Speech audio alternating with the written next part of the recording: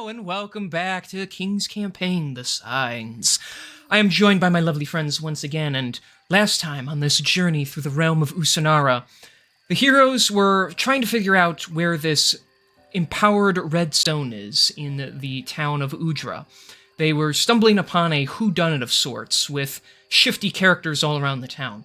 Eventually, they deemed it interesting after discussing with a mother and son that it could be the mayor's wife to have some insight on the situation. The players split up to, some went to the treasury to investigate there, understanding how a creature broke in through a window that is too small for a normal-sized being to fit through, and they didn't take anything. The other group went to the mayor's house, and in which they found his wife and children taken hostage by some mysterious figure. When the mayor returned, he admitted he held the Red Stone of Power in his possession, and he apparently acquired it before and sold it, but he was forced to bring it back after this entity came forth. Upon bursting into the room, they realized it was one of the Black Circle members, the evil gang they have been searching for, the Dragonborn, by the name of Nirkal. He was sent after the contact that held the gem, the stone, didn't respond any further. He took the stone from the mayor and nearly killed the man's wife in retaliation, trying to escape out the window. The heroes of the story pursued and ganged up on Nirkal, who brought kobold reinforcements. The battle, what should have been quite mighty, wound up being quicker than Nirkal could have anticipated, as the mighty Bjorn outright attacked him and launched both of them off of a building. Down and on the ground, the heroes surrounded and pummeled the Black Circle member, who, perhaps in a one-on-one scenario, might have won the encounter. However, the team of heroes, although wacky in their ideas, worked very well together, and they were able to conquer the threat. In his dying moments, he explained to them that, in his backstory, he had a rough life, just like all the other Black Circle members, and although he's not sure if the path he was on was the right one or not, he had morals that he stood by, and he was happy to die by the hands of people he deemed worthy of facing him. Now, currently, the heroes have taken a horse-drawn wagon, and they went deeper into the Zogolgan forest, where they came across this group of druids who they believe can help them with another issue dealing with an orc army encampment. However, they are now currently racing their way over to help the druid elder, as he has been taken hostage, yet again, by animated plants. So, you guys... Every time I think back to, like, Nirkal being beaten on by, like, Vicindi and Bjorn, who are, like, just studying beside of him, do you know the one thing I can fucking think of? What? That one scene from Golden Wind where, like, two of them were kicking the absolute shit out of that one guy. Yes! That is my favorite scene ever. I busted out laughing because of how dramatic it is and everything. Like, hey, I think this guy's one of them. And he just starts kicking them. And it's like, you need some help? They both start kicking him. You guys are so annoying. And then he just starts kicking and they're all just beating the shit out of this guy. Oh, I guess he's not a stand user. Yeah, that... Oh my god, that's the funniest scene in the whole series. I will say. Check the D&D chat. Check the D&D chat. I'm just sending it now. I was trying to look up the episode actually. Yeah, in this scene, Abakio would just be. Yeah, I love that he just sips the wine and he's like, and then he just starts beating him up too. Had there been more turns, I would have joined in. So like that would definitely have been me in that situation. We really decided to pull off fucking Jujutsu Kaisen like jump tactics where like you just get two sorcerers like beating up the fucking curse back and forth like they have no time to think. Oh, it's so good. It was so good. The favorites. Anyways, so you guys are currently racing through the woods with Riam, the druid who's accompanying you, and you enter a large clearing. King, I forget what's the name of this campaign again? The signs. The signs. The signs of these nuts. Where is it? I'm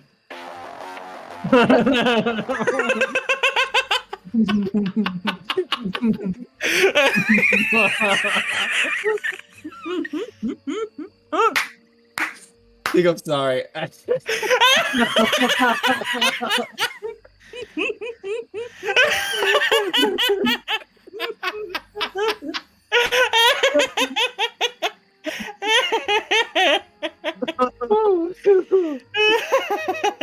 silence speaks volumes. It really And does. that's where we're gonna end today's session. See y'all next week when I come back from this. Just the silence. It was like, oh, and then it was with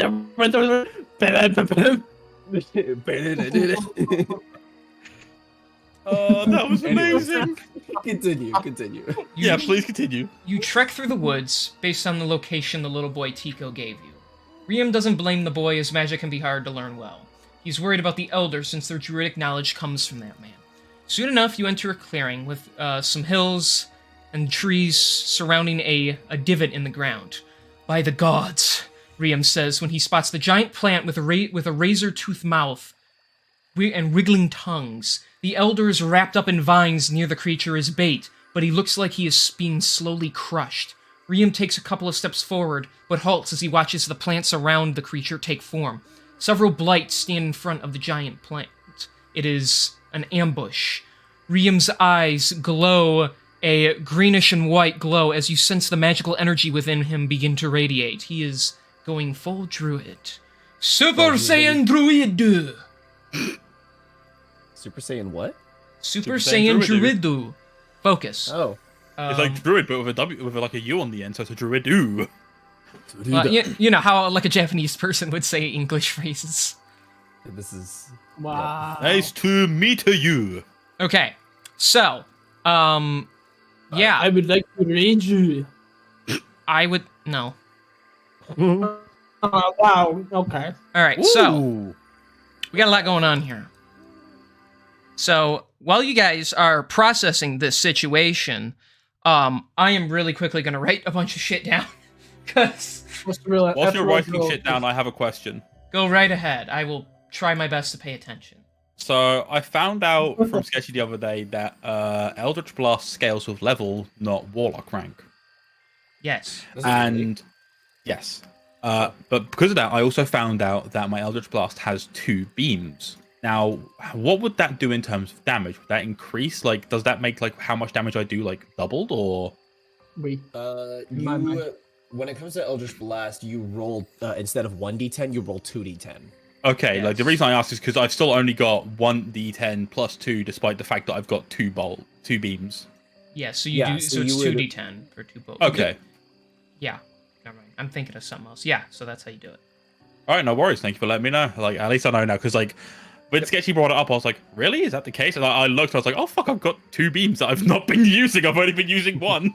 I was worried because the only reason I knew is because I remember I was going to King because it's like my Firebolt is scaling weird. Like whenever I level up my Rogue, it's increasing the damage that my Firebolt was doing, and I brought it up to Kieran to wonder if his Eldritch Blast was doing something similar. But yeah, That does seem odd though. Like overall character level super. determining what your like spells do. But I mean, I guess like no matter what you're leveling in, like you're gonna get more powerful magic despite whatever you level From what into. I've heard, cantrips are the only ones that scale like this. Everything else needs to be scaled Oh. within the class that you're going in. So, like, for Well, I example, don't know. stuff like Cure Wounds, I would need to continue scaling in Ranger to upgrade, or stuff like Witch Bolt, I'd need to continue scaling in Warlock to get more advantage out of. But then if I was to use Eldritch Blast, because it's a cantrip, it will scale with my overall level. That's what I Correct. found out. I don't think I'm right in saying that actually. I'm going to assume that's right, because even think like it is having it right. as like even having it as like, you know, a magic a warlock adept like thing that you can have like as a feat, it still scales with your level. Okay, Like, too even if bad, you're so set sad. above- Everyone roll initiative. Yes, Dad. It's just whenever I did that initially, it's only just occurring to me, you see, Karen. Yeah. Not only was I part wizard, but I was also part rogue, but I was arcane trickster 22. rogue. I No, am I have advantage on initiative, so I have 16. Oh. I got an 18. 16, 18. Gotta fuck. Oh, fuck, I gotta do it for AJ. He got, Is it your- 5. Isn't your dex like higher than mine? What's your dex? My dex. Yeah. My dex is 6. So I'm rolling for... Oh, your actual score, not your multiplier. Or your Multiplier's whatever minus it is. 3. Oh, So for we some got reason I thought you had a higher dex than I did. Okay, Vicinti, what'd you get? I got a 5. Cool, you're right next to AJ at the bottom. Okay. Nobody rolled that well. Even Rizzler didn't do that well, so... Okay. I have to play 3 fucking NPCs for this, too. Alright, great. So, top of the turn order, Max, you are up. What you doing? Alright, brilliant. So, I'm just, give me just one moment. There we go. Alright, so, I'm going to start off by, of course, like, you know, admittedly being a bit surprised by the situation because holy fucking shit, why the hell is there so much? Oh my god, holy fuck. We last did this kind of encounter, with this kind of shit, we didn't have this much. I'm going to assume that, like, the grid is accurate, like, because, like, some of the maps, it can be a bit off, but... It should be. Let me see. Yes, it's accurate. Okay, cool. Yeah, so I would like to cast Eldritch Blast on this boy here. Okay. Because he's fairly close. I want to make sure, like, you know, if they're going to come towards us, I can just dick them off one by one. Mm-hmm. There's a 23 to hit. That'll hit.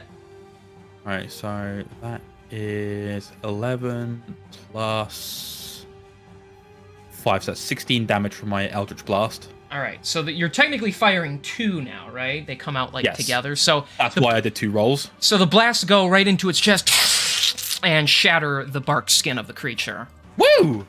Very nice. Very nice indeed. And then I would like to use some of my movement to... Yeah, I'll put myself about there. Okay. And what can I use? Actually, wait. In terms of what these are, would they be considered beasts? They are plants. I don't know what a fucking plant is. Considering that's fairly sentient, I was like, you know, just asking. No, yeah, it's a plant. The beast would be its own category. They're plants. Gotcha. No worries. Okay, yeah. Okay, so yeah, and then that's where I'll end. Okay. Next up is Rizzler, followed by Bjorn on deck.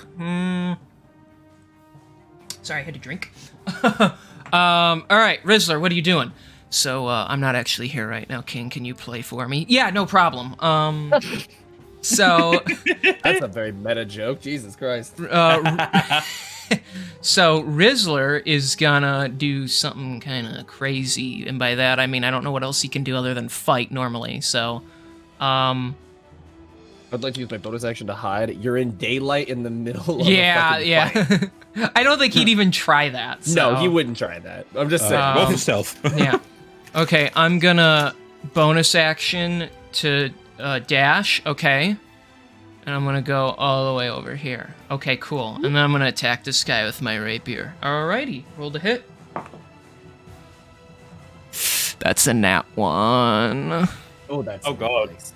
Okay, so yeah, you scurry past them as they try and claw at you, and as you swing back, these things move quite nimbly, and it just kind of you swish right past it. Anything else? No, that's kind of my turn. Okay. Okay then. So Bjorn, you're up, and the blights are on deck. Yep. If I run past either of these guys, am I gonna get like an attack of opportunity against me? No, you have to be in combat with them for that to happen. Sounds good. I want to use my dash as an action and try and get pretty much all the way down here to where this guy is. So how high is or oh, so how far is this drop? That's about 10 feet. Oh, that should be fine. Yeah, you can make it so yeah. So you're. Oh. You can get well. I guess like right next to the yeah, right. I guess yeah, that's fair. I guess so because you drop off the edge. So yeah, you'd make it like just there. With my dash, I have 80 feet of movement, so... Yeah. Okay. You're right there. Cool. Yep, and then that was my action. I will go ahead and bonus action Rage. Let me tick that off real quick. Wow, the Barbarian's gonna use just bonus action Rage? Like, who saw that coming? Who saw that coming indeed? Bro, imagine. Couldn't be me. Bro, I have a confession. Mm-hmm. Okay, I haven't gotten to use this one yet, so this is one that I've actually been kind of looking forward to. Arcane Energy enshrouds you until your rage ends. You gain a +2 bonus to AC, and whenever a creature within 10 feet of you hits you with an attack, the creature takes force damage equal to your Constitution modifier. Oh my gosh. Okay. So now I have an 18 Interesting. AC. 2 extra AC. So now you're at 18. Gotcha. I am indeed. I'm gonna cry. Hmm. Okay, You'll still so find a way to hit me. I'll start fudging dice rolls. No. All right. So that's your turn then, I assume. Right, it is. All right. It is the Blight's turn, and they're all on the same turn order. So, That makes sense. Of course. so these Every guys, single one of them just goes straight to Bjorn. they're gonna move up on you. Let's see. Fantastic. Let's do the twigs first. You call me? Called you a twink. Leave him alone. Yep, they're gonna go there. I had my. my camera zoomed in on the party and didn't even notice the big ass fucking thing or half of the entire horde that is facing this. Those guys will stay Yeah, there. as soon as it panned in, I was like, oh my god, look at Okay, that. Big so we'll go blight by blight type. So the twigs are gonna attack you two since they have you cornered right Of now. course. So we'll go on you first, Maxi Boy. Sounds good. Rolling with advantage. That is. So this guy got a 22 to hit. So That that's hits. gonna hit. The other guy got a nat 20 Holy with advantage. fuck. Lovely. But they're twig blights. They're quite weak. So, 90 points of damage. all right. So no, the first guy is 7 points of piercing damage. And then 7 points. Yes, and then this other guy's gonna get the crit, and he rolled max on the die plus max, so that's gonna be 13 piercing damage. Lovely. That's needy. So as you're surrounded, they're prickly little like plant arms. One just goes like into your knee, the other one sticks you from behind because you weren't paying enough attention. So it gets a bit more of a critical hit on you, so to speak. All right, Lovely. Rizzler, you're up. Yay. So rolling with l'avantage. That is a 14 hit. That's gonna miss. All right. The other guy with advantage.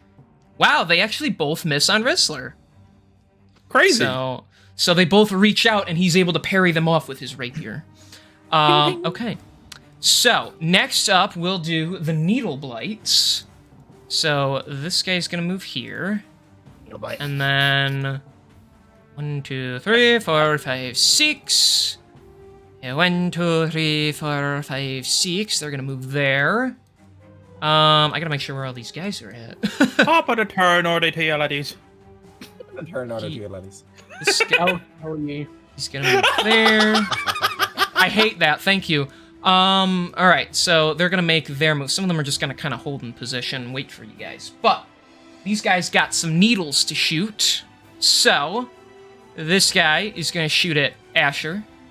This guy he's gonna attempt to shoot at Vizindi and probably miss.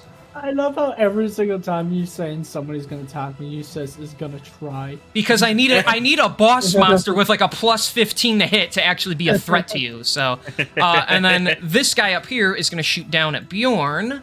He's gonna try. He's certainly gonna try. These guys can't shoot up, and he's down up there. How far can they shoot? Show them what 60. happens when they fuck around Bjorn. Hang on. They're gonna find out. 60 feet. No, I'm he right. can't hit that. So yeah, only a few more are gonna get some shots in. So, Asher, this one's gonna shoot at you. No, it won't. Who's that? That is a 15 to hit, so that hits. No, it doesn't. And we're just gonna do the one in Vizindi now, so we can miss. That's a 19 to hit, which is actually pretty good for him. It still won't hit, but it's pretty good Would've for hit him. me. That's good. Um, Admiral attempt. I hate you so much. How did he dodge anyway? The other guy, he's gonna shoot at Bjorn, and that's a nat 1, so you're fine. So the only one is Asher taking some damage. No, I don't. So from the needle bite, his needles are gonna hit you for. That is 10 points of piercing damage. No, it isn't. Okay, so the needles like protrude out of its shoulders, and they just and like you bring up your arms and it just goes through your arm. Just Do you know, I thought it was really funny. that I do that joke Like- every time I talk as Asher. Like the time that you did it, like before you like rolled for damage and it said, "All right, that hits," and then you went, "Nah," Mhm. like there was like a very short pause, as if he was like glaring at yourself in the mirror and saying, "Asher, shut the fuck up." Like he was staring himself down because he's playing the role. Like, you're getting on my tits now. Stop. Yeah, it. basically, I'm playing him to annoy myself. Basically, Method acting is what it is. yeah. No, I get into it, dude. I'm going full like Heath Ledger Joker here, but with Asher. So, so this guy shoots the needles out, and they just ding ding ding ding ding, ding right off of Vizindi's stupid ass armor. This guy shoots him, and Bjorn, you're just able to duck over all the needles. But now it is the Vine Blight's turn. So they're gonna start cruising around. I gotta see where we're going. I could just barely make that. Okay, this guy's going to attempt to crawl up here. I hope he slips. Athletics check. No, that's good enough. I'll say he's able to, because he's plant, he's able to slither up here behind you. Ooh. Oh, I'm yeah. a snack. And then just because he's over here and he wants to get in the action, this guy's going to move over here. Some of the other guys are just going to hold their position. All right, so this guy,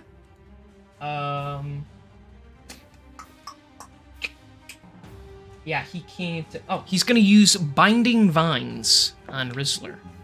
So Rizzler needs to make a dexterity saving throw, which he might make, but let's see. Good chance. Oh yeah, that's a 20, not natural, but that completely beats the DC. So it shoots its vines under the ground, and as they shoot up to try and grapple Rizzler, he's able to kind of sidestep all of them. Hey. All right, you're surrounded, Bjorn. So these guys get to attack you with advantage, and plus. Yeah, that's a 13 for him, so that's just not going to happen. And that's going to be a 19 to hit, which should still hit. That one does hit. All right. So, and the Vine Blights actually get a sneak attack bonus of their own. So Really? he will do an extra D8 damage because he has advantage on the roll. So, Alrighty. so you're going to take 2d6 plus a d8. That is...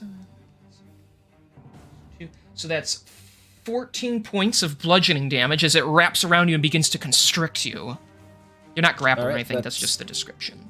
And it's Yeah, reduced to that's 7 reduced. because you're raging. So. And he will also take 5 points force damage because of my Wild Surge ability. Well, he's just a stupid plant anyway, so... Who cares what he thinks? Dumb plant, imagine. Okay. Okay, that's a lot of blights. You guys gotta start killing these guys for me. Alright, then... I'm working on it. Next up is Riem, and then the giant plant monster. So Riem. it is Riem's turn. Since you guys are all over there, he's going to start making his way over to try and get to the Elder. He's actually going to stop right there. And he's going to use... how do you say it? I don't even know how to pronounce it. Agonazar's Scorcher, however you want to frickin' pronounce it. So... Okay. I can't... I don't know how to, like, pronounce it. It's Agonazar's Scorcher, I guess. So, and he's gonna shoot it diagonally, so it's gonna hit both these blights. Ooh. I like it. And they need to make a dex save. Okay, I wanted to double check that's the right save. So, Twig Blight's gonna make a dex save. Oh my gosh, he got 19, so he'll take half damage. That guy... The other guy fails. Yeah, he fails. So, alright. So, that's gonna be, whew. Okay, that's... So that's gonna be 15 points of fire damage to both of them. And the, even though the Twig Blight made the save, he's actually vulnerable to fire damage. So he's gonna take double damage. So he made the save, but he's still gonna get hit double. So... 15 points. For the Twig, it's reduced to 7, but then it's doubled to 14. So we know where that goes. And then for the Vine guy, he's just going to take the full 15. So that's going to bring him down to there. Right? Yeah. So you guys watch as large red orbs appear in his hands. He brings them together and he fires out this beam, burning, scorching both the plants. You see the vines snapping on the one creature. Alrighty. Ooh. And then he's going to use the rest of his movement to move over a little more. So, Yeah, what a guy. he's trying to get to the Elder as quickly as he can. All right, giant plant monster's turn, which is the big dude in the middle, in case you weren't there. So, it is going to use spiked vines. It's a ranged attack. Who would have thought? Damn, really? I want to see how far we can get here.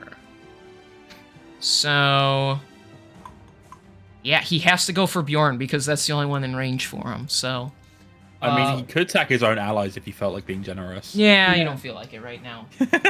So the giant spiky vines on the creature go through the rock. They're strong enough to protrude through it and upwards. And you hear the rumbling come up above you, Bjorn. Let's see if it hits, though.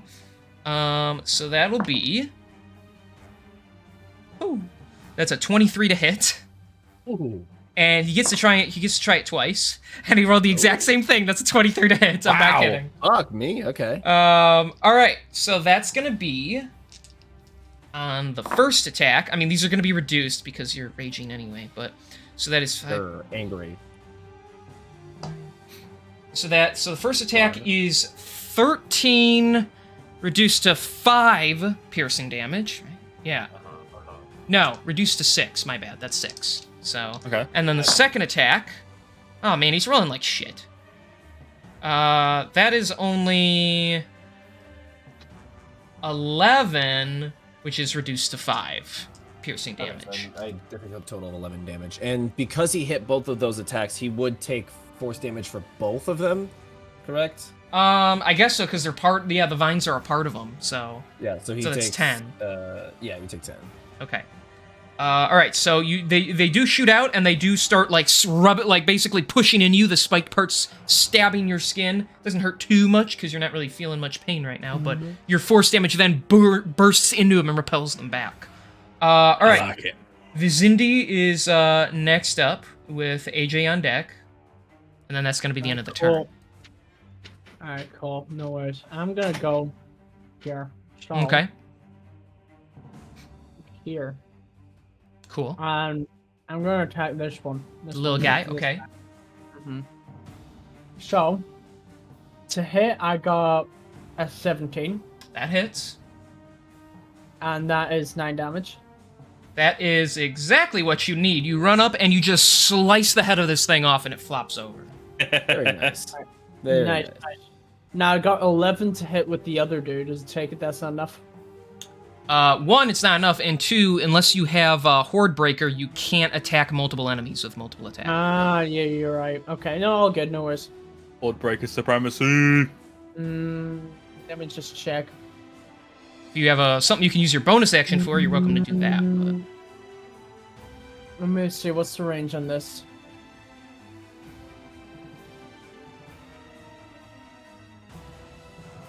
Um, 90 feet. That is.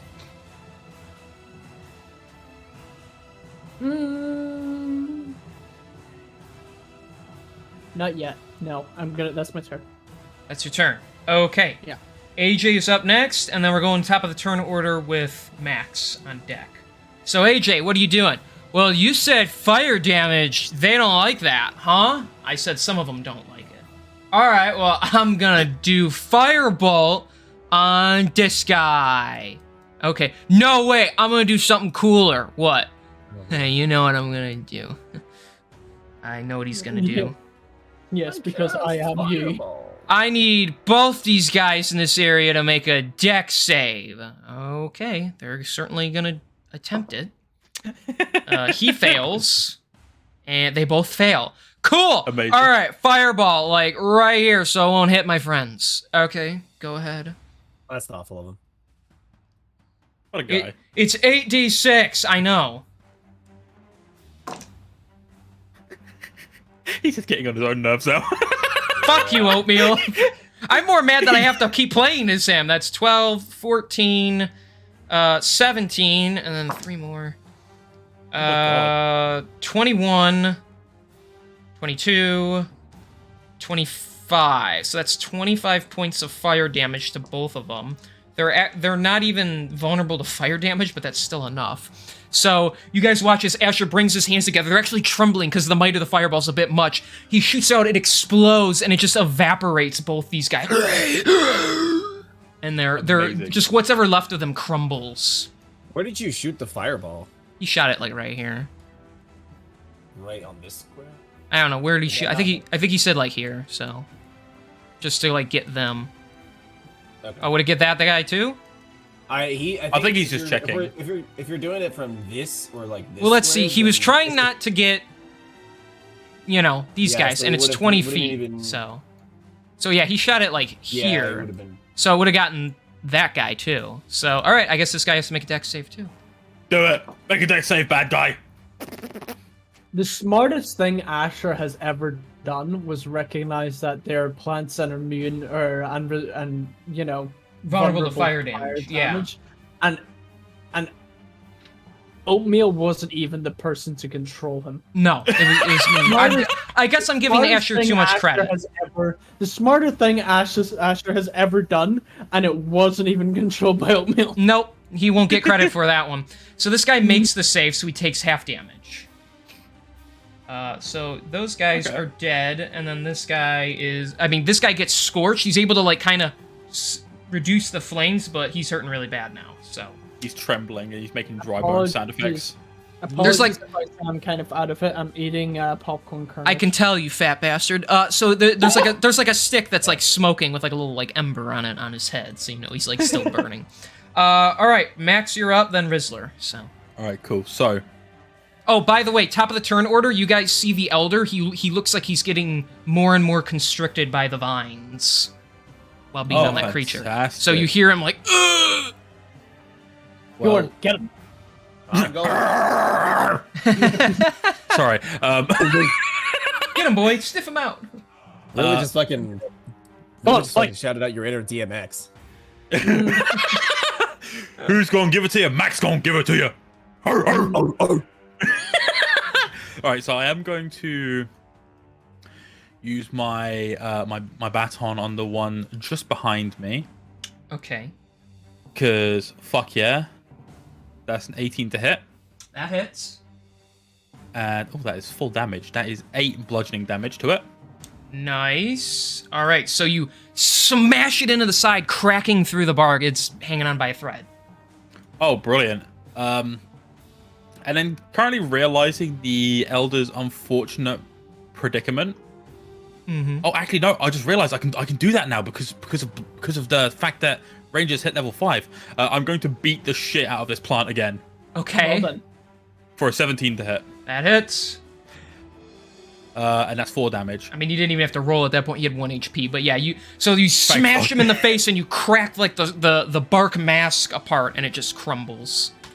Brilliant. Thank fuck I got my attacks per turn back. Anyway, so upon seeing the Elder's unfortunate predicament, I am going to chuck a absolutely fantastic Eldritch Blast his way onto the big thing that's plant, constricting him. Big plant monster. Okay.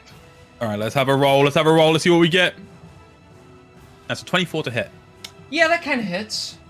Actually, let me just double check the range real quick because it's not going to affect me too much. Oh yeah, I would have hit that anyway. Range of 300. Cool. And that is 12 damage on the first blast. And that's 2 12s. Damn. Fantastic. Wait, why do you get to shoot him twice? Now I'm getting confused. Wouldn't it just be beams? So I have 2 beams. So it's 2D. Wait, it's 2D10 twice. 2d10. No, It's it's 1d10. It's just 2d10. Yeah. but because of the fact it's not registered as 2d10, because of the beams, I'm having to roll twice. Okay, but you said.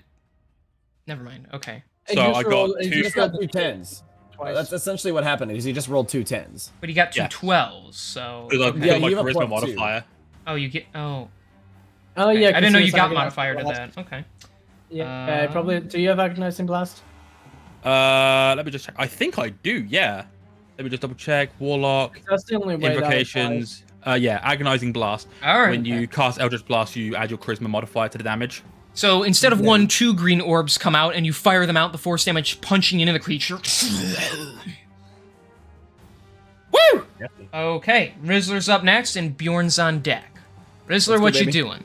I'm gonna stab this guy again, I'm sure you would. Okay, I'm just gonna not even say the number that hits, but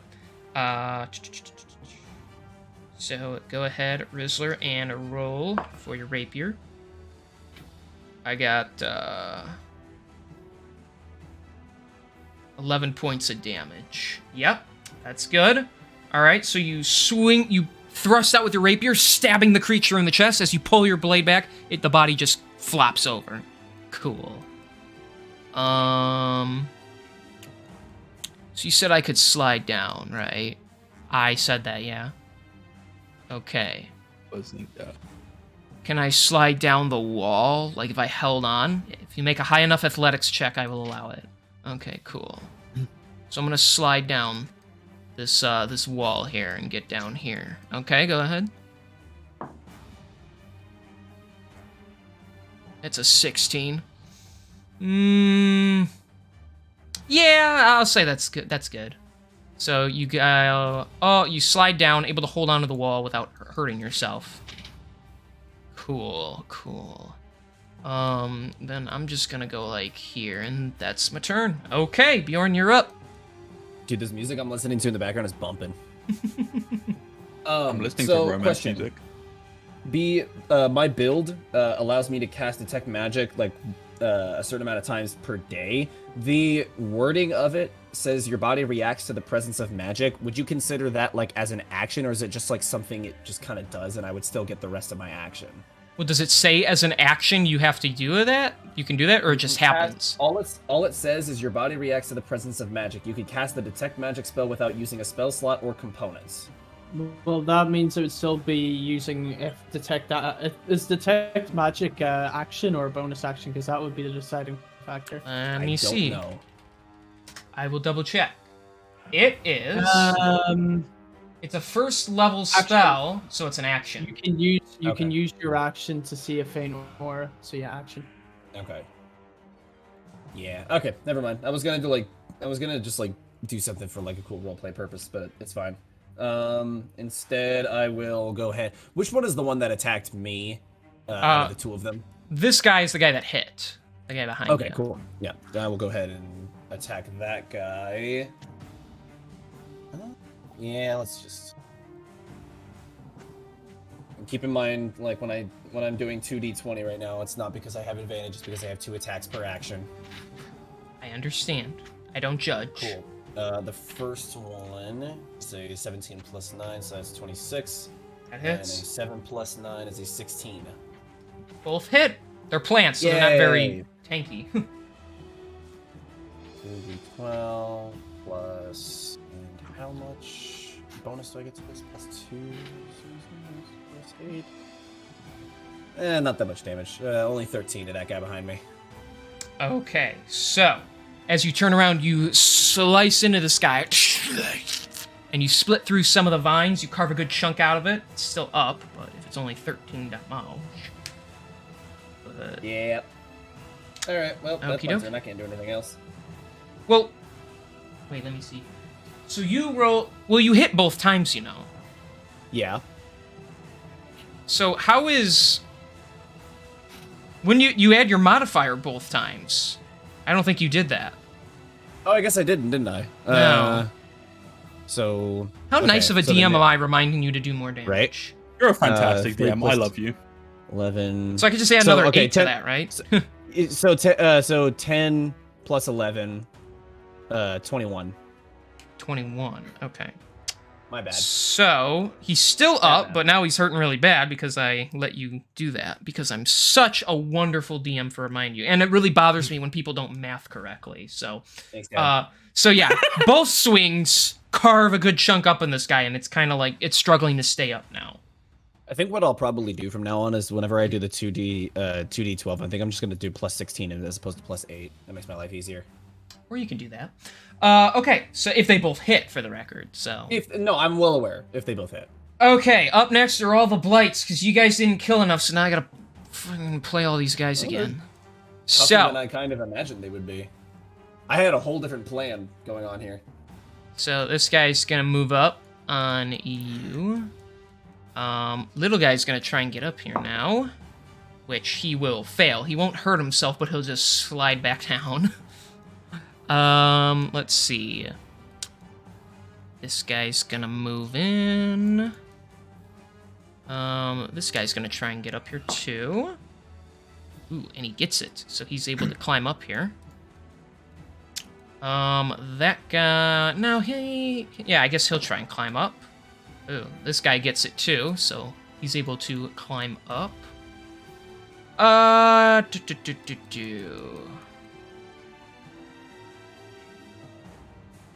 Okay.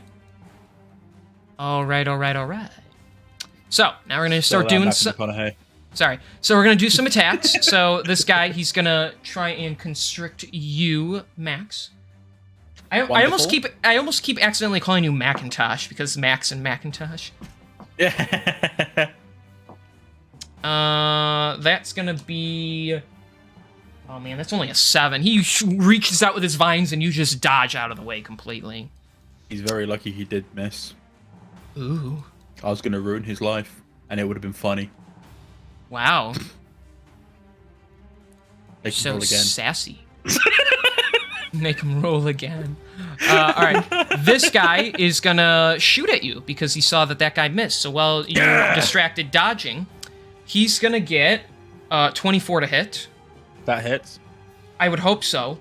Alrighty, so as the needles fire out, you are gonna take 7 points of piercing damage as they like shoot into your thigh and everything.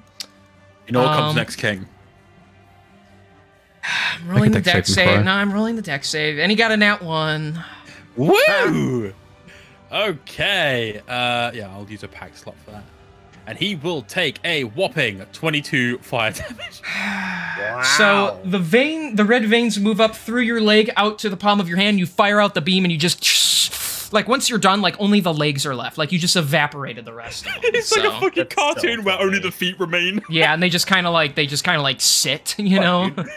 You did more damage. You did more damage on a reaction than I did in 2 swings of my axe. Fuck. This guy is gonna reach out with his vines at Rahim. Rahim. And that's gonna be a 17 to hit. That's enough. So Rahim is going to take... that's gonna be 8 points of bludgeoning damage as it wraps him in... So he's now... This guy's sturdier than I gave him credit for. Alright. Who's left? So, Bjorn, you kind of know where this is going, right? Oh, I'm aware. Okay, so we'll do the Vine Blights first. Wow, that guy misses again. Wow, even with advantage, they both rolled like shit. So you're fine. And we'll take it. And then the other winning. guy's gonna shoot at you, and that's gonna be 21 to hit. Sir. So you are still gonna take 8 reduced to 4 piercing damage as the needles shoot out past the one guy and into your arm. Give him that fucking 5 force damage, baby. It's any attack, not just melee attack? Any attack doesn't matter. If I get hit by an attack, they take force damage. Wow, that's kind of stupid strong, but okay. All right. Well That sounds then. broken. Well then. Hold on. Sorry, my bad. Whenever a creature within 10 feet of you hits you with an attack, Okay. that's what it is. Yeah, he's 15 So feet no. away. So okay, so he Yeah, don't so take never the mind. damage. My bad. Okay. So it can be ranged. It just has to be within 10 feet. Gotcha. Okay. And then last but not least, this guy here is gonna shoot at Rizzler. Really. Whoo! That's a 24 to hit. Spicy. Oof. So Rizzler's gonna take 10 points of piercing damage as they start to protrude into the torso. Okay. Yeah, I think that's it for them. It's gonna be Riam up next. Don't have time for this. So he is going to move, but not so he's out of this guy's range, and so he doesn't get attack of opportunity. And he's just going to cast... Yeah. The best thing. What's like the sexiest thing he could cast on this guy, you know? Seduction. No. Oh wait, no, that's me. How about you be like Seduce me. He's gonna lightning bolt this guy, because this guy's full health, Ooh, so... fuck yeah, let's go. maybe you should just cast friends. Cast friend. And it failed to save, so that Let's is... go. Like my ex. That's a lot of D. And by D, I mean die. Don't freak out on me. Dick! 20... And where's- yeah, I want that's to see enough. the D. Gross. All right, yeah, I didn't even add it up all the way because it just exceeded the guy's health. So he does a Piccolo style special beam cannon, bringing 2 fingers to his head. The lightning yeah. attracts at the 2 fingers, and he just fires it out, blasting the vines to pieces. Just Oh, that's what Jace should have done with Lightning Bolt. Fuck, I can't believe I didn't think of that. haha. King has cooler ideas. So he's gonna go here, and then he's gonna drop down here to try and get to the Elder. That's gonna be as far as he can go. All right, Giant Plant is up next with Vicindi on deck.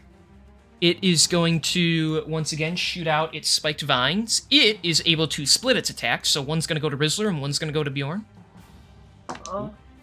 Let's see where we go with that. Excuse me. Well, the one on Rizzler just completely misses, so that's cool. Bjorn, I almost said you're going to take. That's a 22 to hit, Mubby. Ow.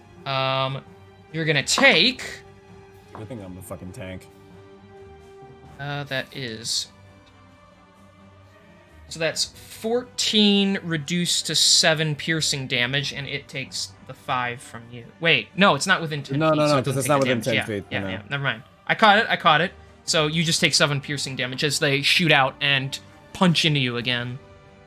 Ouch. Okay, Vizinda, you're up. AJ on deck. All right, now, well, you don't have to say that for AJ, but yeah. Well, I'm just telling you. I'm just telling you that's what's going on. No, it's all good. Can I walk down this without doing a acrobatics check? What, the tree here? Is it like a pathway, or would you need me to do an acrobatics? You could walk down it. It just it costs, rather than sliding down, it costs movement. So each square, like it's still 5, 10, 15 kind of thing. 10. So would be about 30 to get to the top of it, and 15. I mean, yeah, okay, you're right here. So 5, 10, 15, 20, 25, 30. So 30 again would be here, about halfway, and then 1, 2, I 3. get to there. Oh, so you're dashing? Okay. Yeah. So keep in mind, you're up here. You're a good, like, 5 or 10 feet up, so, like, you're not on level with these two next to you. That is a-okay, but I take it this platform is lower than this one. Yes. Right. That's okay. Each one goes, like, 10 feet lower, so. That's okay. With my bonus action now, I'm going to cast Hunter's Mark Okay, on the plant? The big plant? on the plant, the big guy. Okay. So you keen your focus, and he's marked. Alright, cool. That's my turn. Okie dokie, artichoke. AJ up next with Max on deck. AJ, I don't even know where you are. I'm all the way over here, King. Okay. So what are you gonna do? I'm gonna do Max, do you want help with that guy, or should I do something else?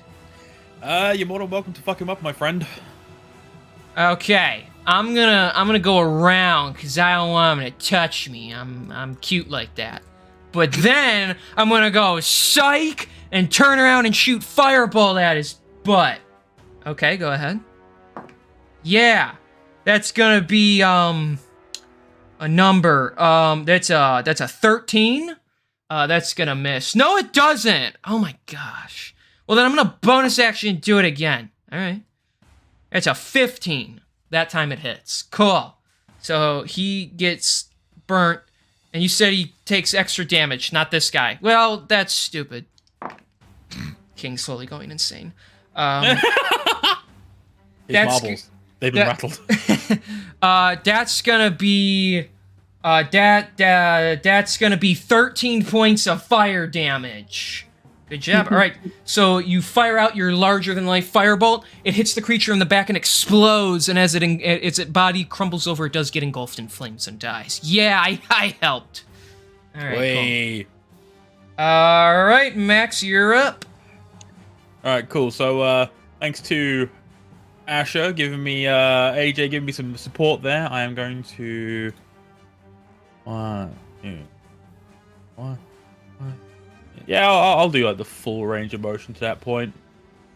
Okay. I'd like to use my bonus action, as it does state here that I can use Hunter's Mark as a bonus action. Okay. And then I'd like to follow that up by casting Witch Bolt as my main spell. Wait, who are you marking? I'm going to mark the big flower. Big plant boy. It's already got Hunter's Mark on him, though. But it only, It only affects the for user. Cindy. Okay. I can't. Oh, right. Forgot about that. I can't give him 2 oranges, so we're gonna give him Give him a pink, it'll look pretty. Okay, he'll have a pink. So now he's double Wonderful. Hunter's marked. Wonderful, and so I am going to roll to hit with Witch Bolt, which I have just decided to cast on him because it'd be very funny. Okay. That is a 19 to hit.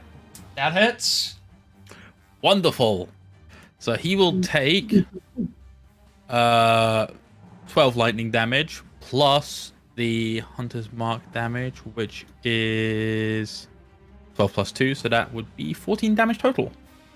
Alrighty. So the purple electric energy from you fires out, turning into a sharp point, hitting the creature right in busting some of the flowers off the side of its head. And you see like the electrical current go through the stem and into the ground. Alright, you took the damage. Freaking A, wait. And that's my turn. That's your turn. Alright, Rizzler, you are up. I'm just stabbing this guy. I don't even care anymore. Alright, stab him. Stab him good.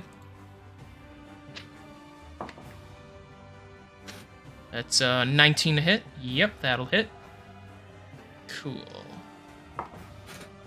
That's gonna be 12 to hit. Alright. So you reach out and you slice across its chest. It doesn't kill him, but he's hurting pretty bad. Hurting pretty bad. I don't really know what else he does other than stab things, so...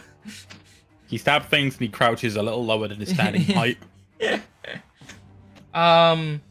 I think that's kind of all he can do, unless he... Well, no, I'm gonna bonus action disengage. Okay. And then I'm gonna slide down here, because you said that's 10 feet, so it won't hurt me, correct? Can I go down there? And I'm gonna say no, because that's 15 feet, because it's a little deeper there. Well, then I'll roll athletics. I got a 1. Oh, no. Okay, so then you're gonna fall down, you're gonna go prone, and you're gonna take... Oh no. That's gonna be 8 points of bludgeoning damage because you fell farther than 10 feet. Yeah. How did he get down there? I look away for a second and he's down on the floor. Well, you need to pay attention. So, alright, well, that's gonna be your turn then, right? Yeah, I don't have enough movement to even get back up. Alright, so he's down there and he's prone. The sleepy guy. Bjorn, you're up. Yeah, alright, so we're going back to attacking this guy again. Okay. Gotta. How's he looking? He's hurting pretty bad from those first 2 swings. Cool.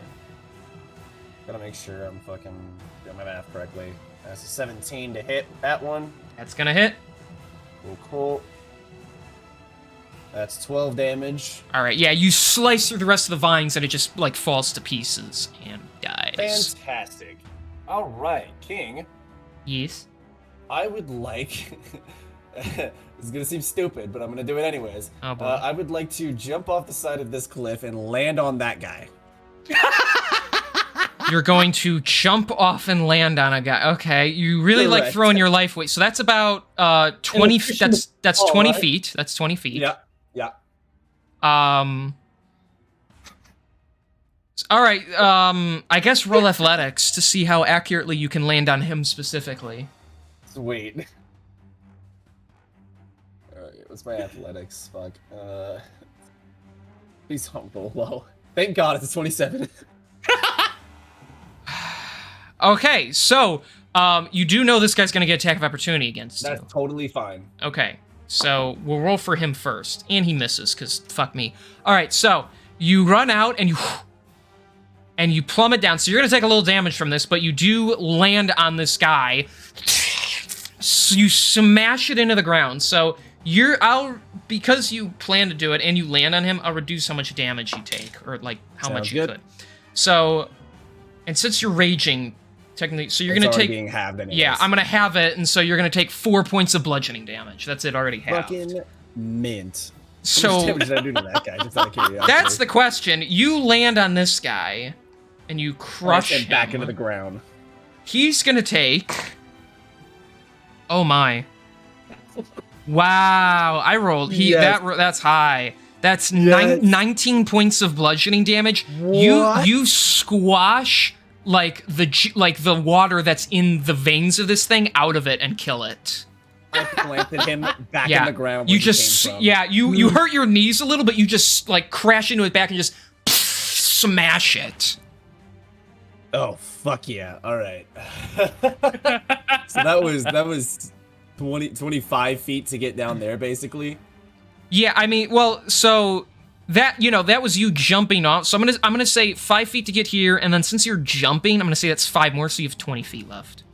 Okay, cool. I'm gonna actually go down safely this time to get Okay. down here. So I that's- can get up close to this guy. That's 10 feet, so we can say 5, and then so you still have 15 movement feet, but now you're at the base of the giant monster. So Cool. Actually, question. No, actually, wait. That would have been all of my actions, so I don't think I wouldn't be able to pick up Rizzler as like a bonus action, would I? Like get him back on his feet. I'd allow that. If you use your bonus action, you can pick him back up. Because he's a cool, I'll do- halfling. Yeah. I'll do that then. Okay. So bonus action, you can pull him to his feet. Graceful fall, my friend. Hey, I appreciate it. That was pretty badass what you just did there. Alrighty, that's my Okay. turn. Okay, blights are up. Let's see, what do we got going on? I don't even know what's happening The anymore. blights are just like, what the fuck is wrong with this guy? Yeah, What they're did he do? they're mildly concerned. So, well, since you did that, they're gonna slide down. Now, this guy, he's not gonna jump, but he's going to attempt to slide down, which he fails. So he Yes. and he just like, or he like, so he's gonna go prone, and he's falling 20 feet. So I think he'll still survive it. He still takes 10 points of bludgeoning damage, He Fucking tried to hell. replicate what Bjorn did and fucking Yeah. broke his leg in the process. but he's fine, so he's able to recover. So he does just kind of pick himself back up. Snaps his little vine. Ah, away. I broke my stem. Ah. So that guy's gonna slide there. This guy's gonna attempt to slide down here safely. He makes it. Okay, so this guy's able to slide down and move into position. This guy's gonna move there. This guy's gonna move on him. There's not much going on over here. You guys need some friends. Aw. I've got a party full, thank you. Let's see. Those guys will just bring up the rear, so it's cool. I guess this guy will attempt to fall down here too. He's probably gonna. Wait, what's his debt? No, yeah, he fucks that up too. So he'll take. That's only 4 bludgeoning as he falls prone and then just picks himself back up, but now he's kind of stuck there. All right, now let's get through all this. So this guy has a range of 10 feet, so he can hit you, Max. Yep. But he rolled a 4, so that's not happening. Damn, that sucks. The twig is going to attack Raheem, and he's also going to miss because he's a twig, so he sucks. Let's do all the misses first. So speaking of missing, this guy's going to shoot his needles at Vicindy, and it's going to... Ooh, wait. We actually got a 24 to hit. Nice. So, that's that. Any day that I don't have to, like, boost it and it just rolls normally, I will take it, because it means... Suck it, Sketchy. I'm just kidding. So you're gonna take, and I'm proud to say, not much damage. You're gonna take 8 points of piercing damage as the needles shoot out, and they do go past your armor and stab into parts of you. I'm so tempted to cast Stout Man's Endurance just to take the piss, but no, that's okay. Just gonna end him. I'll take that. Okay. So now you guys are a bit surrounded. So this guy is going to attempt to attack you, Bjorn. Okay. And he rolled a nat 1, so you're cool. And then let's see. So 2 needle blights are going to target Rizzler, and the other one's going to target Bjorn. That's going to miss on Bjorn for sure. And one of these this guy will get a hit off on Rizzler. So Rizzler's going to take only 6 points of piercing damage. As you see the needles rain down, you guys try to dodge as much as you can, but a few start sticking into his side. Because you guys are kind of pinned down there. All right, that's gonna be the blights. It is Riam's turn. He's gonna move here, and he's actually just gonna. He's not even in the mood. He's gonna pull out his longsword and he's just gonna stab this thing. As well. Let's see. That is gonna be a 15 to hit. That's enough. Yeah. So he just slices through this thing. Amazing. And kills I like it. this guy. So he's going to slide down. And he's going to yell, "It's constricting the Elder Maw! We have to save him!" And he is going to... Yeah, he's going to slide down here, and he's going to run up on this guy. Is there anything he can do? He could Firebolt with a bonus action, so he's going to do that. Yeah. And he's going to miss. He's going to swat his arm. He's going to shoot it into the wall by accident, because he got down there in such a panic. All right. Giant Plant is up next with Vizindi on deck. It's going to make 2 bite attacks against you, Bjorn.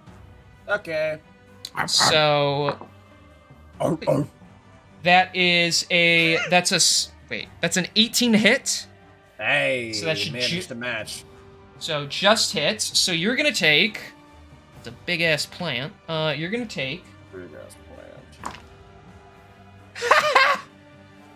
I rolled horrible. So you're gonna take 6 reduced to 3 piercing damage, but I also need you to make a strength saving throw. You got it. Which I'm sure you'll survive, but I mean, we'll see. My maybe my roll rolls really are bad. inconsistent. Yeah, never mind. 26. Okay. So yeah, it bites you, and its teeth kind of just graze you with a light scratch, and that's it. It is going to attempt to bite you one more time, though. Okay. And that's a nat Keep in 20. mind Oh man. Okay, that's fine. So, all right. So this just got more interesting. So that is plus. So that's plus that. So that's 23 piercing, reduced down to 11 piercing damage.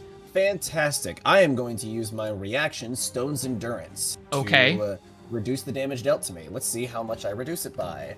Fucking 11. Good job. So you take no damage from a nat 20. You still need to make another strength saving throw, though. That's totally fine. Yeah. Watch this be the fucking one that gets me. If you roll, I would laugh if you roll a nat 1. Please. 13. You Oh, actually fail. That's a fail. So as it bites you, your Stone's Endurance braces you from the attack, and you, for a moment, you're relaxed because you're like, "Ha! I fought off again." Well, you don't realize that the light is starting to dissipate as you realize the mouth is closing in more and more, and you are now swallowed inside the creature. Oh shit! So yeah, that's gonna be his turn. So Vizindi, you're up. As Bjorn sits Because inside him. Huh? Even though I did reduce the damage on that second attack, would he still take the force damage? Because Yeah. he technically still hit both attacks. Yes. So he'll take the 10 damage from that. So. Cool. Well, Sorry, go ahead. no, you carry on first because I don't. All wanna I was talk gonna to you. all I was gonna say was like the music just got really fitting for what just happened. To me, It because just it was go- like all like it was like all like it was like all like high intense drums and stuff like that. Now it's like really quiet. And, like it's really weird. It's a lot more suspenseful. Because you're inside. Yeah. Who turned off the speakers? Why is the music Yeah. muffled? All right, Vizindi. But all right, cool. Kieran. Yeah. What should I do? Should I make use of the the hunter's mark and start attacking these guy or that guy, or should I help this guy up here with these dudes? Well, the moment you break your concentration from it, like, and then like go after them anyway, you're gonna lose your hunter's mark. Well, no, as long as he concentrates, he's fine. Oh, really? Yeah, Okay. I can still attack these. It's guys concentration. and It's only when you take damage does that become a risk. Right, gotcha. Okay. But yeah, I would say lend him a hand. Like, if your hunter's mark's not going anywhere, then just lend him a hand because like, there's like 3 there and like only him. I was about to say, Alright, oh wait, I cool. forgot something, but the rule says if you forget something, you just drop it. So I'll just remember it for next time. Remember for Alright. next time. Put it this way. What I think he was about to say is the dude is being constricted. Well, no. Well, I can say that. Yeah, each round he's getting constricted more and more, and so he's starting to turn like a little blue in the face. However, what I was going to say is, since this dude attacked you, you were supposed to make a Constitution saving throw. I didn't have you do it, so you don't have to now. But yeah, because every time he hits, you have to make it. So. Right. Okay. No, I'm gonna be fair and do it. No, I said you don't have to. That's the rules. Are you sure? Well, it's up to you, but we said the rule was if you don't make something happen on the turn it's supposed to happen, you can't go back and do it. So No Alright, retroaction. okay. All right, cool. Right. I didn't make you do it. I'm gonna. Fuck it. No, I'm gonna help these guys. Let me just make sure I'm right in saying this. I think I measured it earlier, but that is 25, and well, I can't really do that, can I? So if you go here, that's all your movement, but then you can technically like slide down. Would you allow me that? Yeah, I've kind of been having people do that already, so. Right. Right, that's fine. I'll do that then. But since you're on this square, you can't attack the monster melee because it's like you got to go to the next square. So. Right. Okay. So no, I would much rather be able to not waste a turn. Okay. Then you can go there and attack that guy. Can I head? I don't want to. No, because I can't do anything with my bonus action. Can I head here, even though that's technically on the rock? Yeah, I'll allow that. All right. Cool. I'll do that. You can kind of squeeze in next to Raheem. Yeah. buddies. And then I'll attack this dude. Okay. So that is 25 to hit. That hits. 12 damage. Okay, so you slice through. And then that is 12 to hit on the other. That's gonna miss. As you bring it down, it wraps the vines around your blade, and you have to kind of pull your blade free from it. Right, that's fine. That's my turn. Okay. AJ's up, and then we go to the top of the turn order with Max leading. So AJ, Yeah, boy. AJ's still up here. Now you go, cause I suck. So I'm gonna fight him. I'm gonna magic missile his ass. Go right ahead. So that's gonna be 4 times 4. So that's 16. That's hilariously just enough. So the little white orbs appear and they fire out and they just blow this creature to smithereens. Yeah, AJ's the best. And then he's gonna walk over here and trip and fall. And he's just gonna land down there. And Right to the ground. that'll be his turn. Top of the turn order, the Elder is getting constricted more and more from the vines. He's not gonna last much longer. Max, you're up. Upon seeing the Elder being constricted more and more, I do drop my baton from my hand to grant me like a free hand for a bonus action spell, Okay, if that works with you, because I'm not really like putting it away, I'm just dropping it. that's fine. I would like to start off by doing the continuation of Witch Bolt, because as long as the creature doesn't leave my range or have total cover from me until it's dead, I can just fucking zap it. Right. So I'm going to continue to do that. Okay. Yeah, you just does damage now, right? So Yeah, it just does damage because I've hit, which will be what is that? That is 11 from the spell itself, plus the 5 from Hunter's Mark, which makes it 16. Okay. And then I'm going to follow up afterwards with Eldritch Blast Cool. for a 19 to hit, That hits. for a total of 4 plus 10. So that would be 14 damage. Okay, let me math real quick. There we go. Okay, so again, the creature, you see the purple lightning within it, zapping it, and then you fire out your bolts, this time knocking a few teeth out of the way. That's good damage, so it does have to make a Constitution saving throw now, which it makes. So Bjorn, you stay inside where it's nice and cozy. It doesn't spit you back up. Oh, I've got a plan. Don't worry. It's gonna have a tongue bath. All right. So that's your turn then, Max? Oh yeah. Are you moving or anything, or are you just gonna stay there? Nah, I'm liking my vantage point from up here. Okay. So next up is Rizzler, and then Bjorn, you're on deck. You got it. Rizzler. Oh wait. I thought I heard him for a second. I think I heard like a glitch in my headphone. Still not here yet, that bitch. Psycho Rizzler. So he's gonna move in, and he is going to stab. I'm gonna stop talking for him right now. He's just gonna try and stab it. That is a 19. That's 20 something to hit, and that's enough. So he's gonna do a very smexy 11 points of damage to the creature. And that's it. So Bjorn, you're up. However, at the start of your turn, the acid inside begins to burn you. So you are going to, at the start of your turn, you are going to take. That is plus. Oh, perfect. You're going to take 19 points of acid damage. Alrighty. Reduce that, bitch. Sorry, I'm feeling pretty passive-aggressive today. So it burns you on the inside as you go to make your move. Got it. Okay, so unfortunately with the wording of rage, I don't think this is going to work, but I'm just gonna throw it up to you as like kind of an idea. I want to try to roll for another effect on my Wild Surge table to hopefully fuck this thing up and get me out of it. Mm-hmm.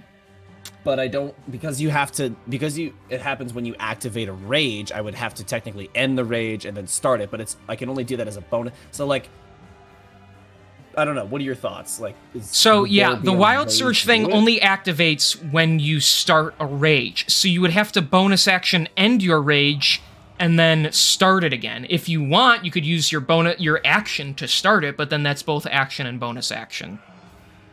Yeah, so I would lose my attack action. Let me see. Actually, I'm gonna look and see. What can I...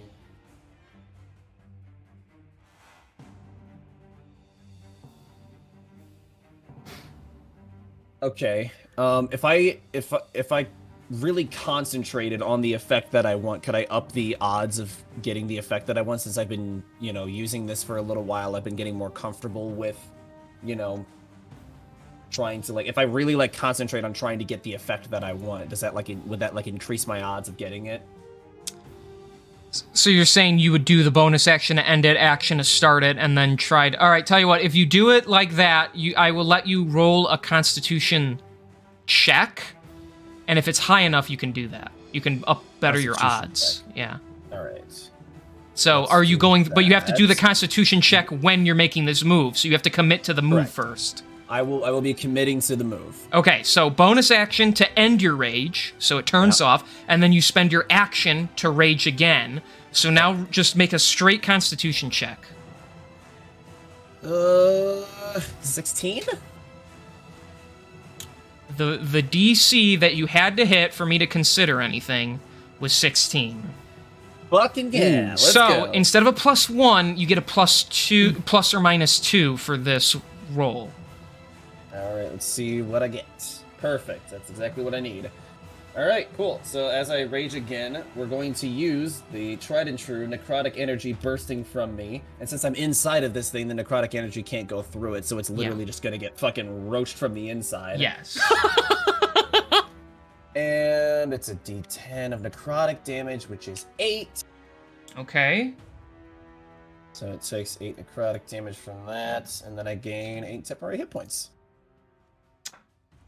You certainly do. All right, so yeah, it feels you within as you burst the necrotic out. You suck some of the life force from the plant as as it kind of like gasps from the pain. It's starting to look pretty hurt, the giant plant. So, all right, that's going to be your turn then. All right, it is the Blight's turn, which is a tried and true method to hurting my friends. Of course. Okay, so let's see what we got going on here. So he can't shoot you anymore. So this guy is going to try and he's going to use his constrict ability. Well, it's not constrict, it's his binding vine. So he's going to try and use that on you, Vicindy. So I need you to make a dexterity saving throw. Okay. God damn it, I told my dexterity at the start of this. Now he's using it against me. Let me see. Dexterity saving throw 11. It is a fail. So its vines shoot up out of the ground and wrap around your legs. You are now grappled in place. Ah, piss. It is, and so that's going to be its turn. This guy. You want me to make a concentration save throw? You didn't take damage, so no. Okay. Not on that one. But this guy is going to try and shoot at you. And this guy is going to try and shoot at you now that they see you in a vulnerable position. So, that's going to be for the one attack, that's going to be, trying to math so hard today, 23 to hit. And then for the other guy, that's a 24 to hit. Wow, they both rolled really well. So, first attack. Woohoo! That is going to be... So that is 13 points of piercing damage, and I need you to make the Constitution saving throw. Alright. So 13 piercing, and then that, yep. Constitution saving throw. Not one, baby! So my then, God. yeah, you lose concentration damage? on the creature. Yeah, so 13 piercing damage, and then the other attack you take, that one's I'd like to only... use Stone's endurance for this, but go ahead. Oh, okay. This one's only going to be 6 piercing damage. Fuck. Okay, that's fine. I used it, and that is me down. It does a half. I've never used Stone's endurance. So Stern's endurance, you roll whatever it tells you to roll, and then that number subtracts from the damage total. Yeah. 2 wee seconds. I'm trying to find it. It should be like a D10 plus whatever your level is, or The something. D12 plus something. As a reaction, reduce damage. D12 plus 4. All right. 5 for 9, so I don't take any damage, right? Yeah. Is So that you take the 13 damage from the first attack, but since you used it on the second attack, you take no damage. So Sorry. you completely resist it on the second. So you've taken only 13 this round. So. All right. Okay. So this guy, he's gonna shoot at Raheem. And that's gonna land. So Raheem is gonna take 7 points of piercing damage as the needles shoot out from both of them, one hitting you, one hitting him. I completely forgot. No, that's right. There we go. So he's hurting a little, but he's okay right now. This guy's gonna move over and he's gonna attack Rizzler.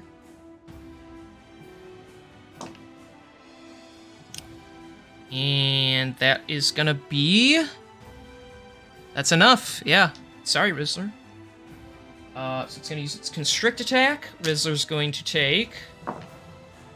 Ooh, that's gonna be 12 points of bludgeoning damage as it wraps around and kind of like smashes him into the ground. Rizzler's not looking too hot. Just FYI, I feel like he'd say that. Alright. It is Rehem's turn. He's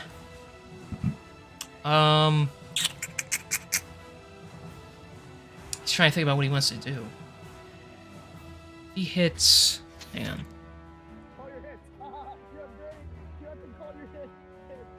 What the fuck? What was that? We heard about What was call your that? hits. I don't know what the hell I that think was. he's watching something. No, it was something I got sent. I'm not Oh. watching YouTube. It was just somebody sent me something. So, Riem is going to fireball, like, right right. I can't even show you. Cool. He's gonna fireball like right here, and he's gonna hit all 3 of these guys and not the 2 of you. So Yeah. they all need to make their dex saves. That's a fail. That's a fail. And they all fail.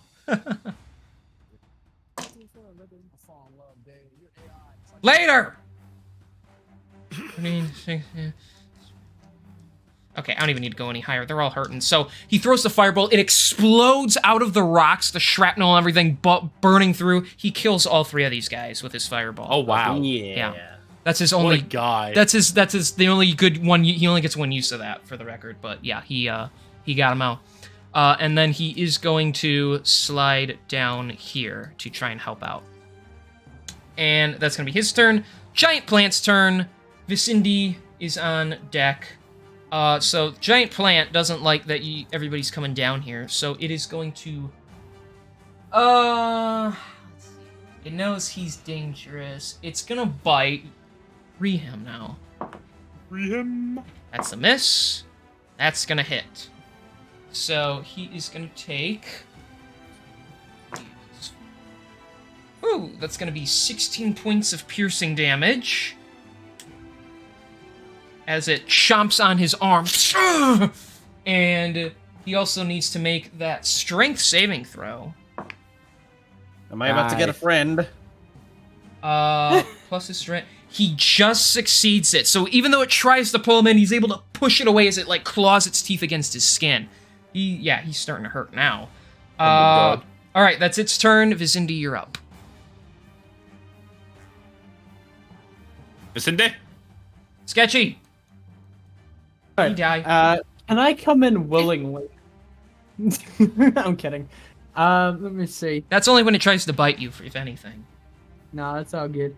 Yeah, I think I'm just gonna rock on down. 25. I can't go exactly there. So you would have to go like roughly about here to get down to here. Like that there? Can I do that? Yeah. Alright, cool. Okay. Function. There we go. Okay. And I'm gonna attack big guy with smite. Okay. Let me see.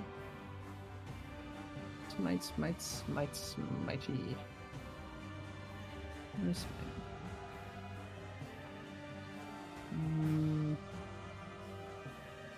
Weapon bond, extra attack. I just forget. I think it's 2d8. Divine Smite 1d8. Hang on. Oh no, expend 1 spell slot for 2d8. Okay, yeah. Well, first I have to hit. Yes, you do. That's a 21 to hit. That hits. Alright, cool. So normal damage is a 9, and then the 2d8 is a 7. So 9 and 7, so that's 16 total. Alright, so you Divine Smite, the elegant energy gleaming off of your blade as you slice through the base of the creature, carving through, burning it a little. It did not like that, that's for sure. Alright, cool. I'm gonna use my extra attack. Okay. That is 26 to hit. Holy crap, that hits. 7 damage. Okie dokie. Another clean swipe. One of the vines comes out, and you just cut the vine off. Cool. As it, like, shoots out some, like, chlorophyll. Okay. Anything else? Yes, I'm gonna use my action surge. Okay. I like it. Yes, sir. And then I'm gonna use smite. Okay. Let me just double check. It doesn't say. Whenever you hit a creature, expend 1 cent. Okay, so it doesn't. Okay, good. I was wondering if it specified in a turn, then I wouldn't be able to do it again. But no, okay, I can do it. Since you're action searching, you can do it again, yeah. Yeah, okay, that's fine. So my second hit is, let me see, it's only 11 to hit. That's gonna miss. Okay, I'll use my second attack, and that's a 14 to hit. That also misses. Alright, that's fine. That just misses, for the record, that second one. You're fucking it up for the people that's in the streets. So yeah, it's ready for you now. As you swing, it just starts battering you back with the various spiked vines that it has at its disposal. But okay, Sick. that is your turn. It is AJ's turn. Yeah, it's my turn. I'm gonna slide down here because I'm a baller, and I'm gonna firebolt him again. Okay. No, wait. I'm gonna magic missile at the first level this time. Okay. That's 5. 3 times. Okay, so 15 damage. Nice. So the magic missile shoots out the 3 little white orbs, hits the creature right in like the big neck stalk. It's looking really bad, the giant trap monster. So, but top of the turn order, the Elder gets constricted more and more. His face is purple. His eyes are bulging out of his head. You know he has seconds to live. Oh, fuck. Alright, here it comes, boys. Alright, so first roll for Witch Bolt. That's an 18 damage. Alright, describe it to me. That was really anticlimactic. Fuck. Upon seeing that the situation is getting more and more dire, and like, seeing that, like, the Elder might not have much longer to live, I concentrate my absolute hardest, and I'm like really pushing, like, as much of my let's say eldritch energy through me as I can, like letting out like a yell of like, frustration, as like I can't seem to be doing enough. Almost bleeding in like the red from my hellish rebuke of sorts into like the purple tint of this bolt. And upon the impact, this fucking thing just fucking singes, and like it almost stiffens up with how hard it's been hit with this bolt. All right. Before collapsing, freeing not only the Elder, but then its mouth also going limp, letting Bjorn crawl out safely. Yep. As you fry it one last time, it kind of stretches out and roars. And then its just blackened body kind of falls and like ripples and like curves around as it slams. The vines let go of the Elder, and as its mouth opens, you hear like sloshing sounds as Bjorn begins to like punch his way out of the mouth of it. Yeah, Bjorn's just like swinging his axe, like fucking getting out of like, oh, okay, the fight's over. So that goes. And as it dies, you notice now little vines it had connected to all the other blights, who one by one begin to collapse, and as if their life force has ran out. Is that all of them? I don't even know. Yeah, that's all of them. Okay. So. Yeah, that's all of them. You guys did it. Hey! Bjorn just kind of like slumps like back against the wall behind him. He's not doing so hot right now. Raheem pushes like past you guys and he has to like he nearly trips on some of the vines. Elder, are you all right? Oh, good heavens. I am all right, Raheem. I am grateful to see you here. Thank you. Thank you to all of you for saving me. I was training the young one, and he put in too much effort in trying to make this creature stand up, and he empowered it unlike I've ever seen before. Tico has great potential, but the boy needs to learn how to better control himself. I was beginning to worry I was not going to walk away from that, and I would become one with the forest, finally.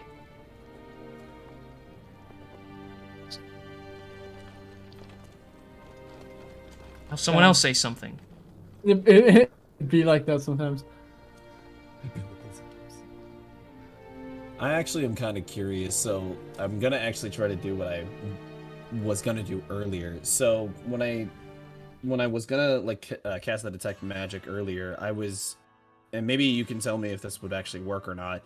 I was kind of curious to see if I would recognize like any of the magical signatures that these things were giving off. Like I know this was done by like the boy, like in him like going out of control, but I'm curious if like, when we ran into like sentient plant life before, it was due to like some obelisk that was connected to the fungal queen. So I'm curious if this has anything to do with like that, like if I can feel any sort of like lingering magic that seems familiar to me. Go ahead if you want to cast detect magic. That's what I'm doing. Okay, you cast it and you reach out into the giant plant monster to see. You feel nothing, actually. All the magic in it is officially gone. You can assume the story they told you was true. The boy just put too much power into it, and slaying the creature ended its animation. Okay. Now we know.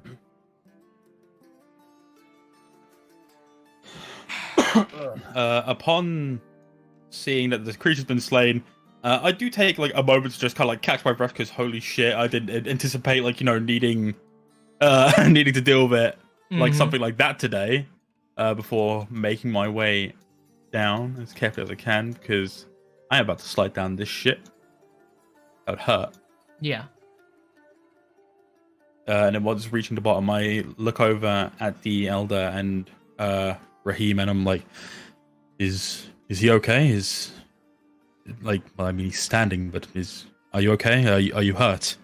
Oh, I think I broke a few bones, but nothing this old man can't walk off. And instantly, Riam puts his hand to him, and he casts Cure Wounds on him. So he begins to. You actually hear like a crack as like a bone kind of goes back into place. Oh, that's what the doctor ordered. I'm glad you're all right. You need to be more careful. You should have taken me with you when you were training young ones. Nonsense. If plant life was the thing that did me in, let's just say it would be a more pleasant way to go. I hate when you talk like that. Riam turns to all of you. Thank you for coming with me. There's no way I would have been able to save him without all of you. You have the gratitude of the druids. Though I must ask, Riam, who are your new friends? Oh, there is much we need to tell you, Elder. Very much so. If it is all right with you, I'd rather wait until we get back to the camp where we can get a bit more comfortable before we discuss why we're actually here, if that is okay with you. Oh, please do. And he just climbs onto the back of Riam, who's like really like much bigger without his cloak on, and so he starts piggybacking him up the cliff. Eventually, you guys do just trek back through the forest, and you reach the mountainside. You see your horses are now napping, and the kid snoozy. There's like some leftover hay in front of them. The kids did feed them and everything. Oh, good. Huh? Go ahead. Nothing. I'm just making noise. Oh. So you all return and you sit down in front of the campfire. The other druids attending to the elder, a bit shocked about him, but he brushes them off and sits down like in a circle with a few of them and the rest of you. So speak to me, Riam. What is it these people are here for? Well, you know of the orc contagion, as we've been calling it, as we've been seeing more and more of them, and they aren't quite friendly, Elder.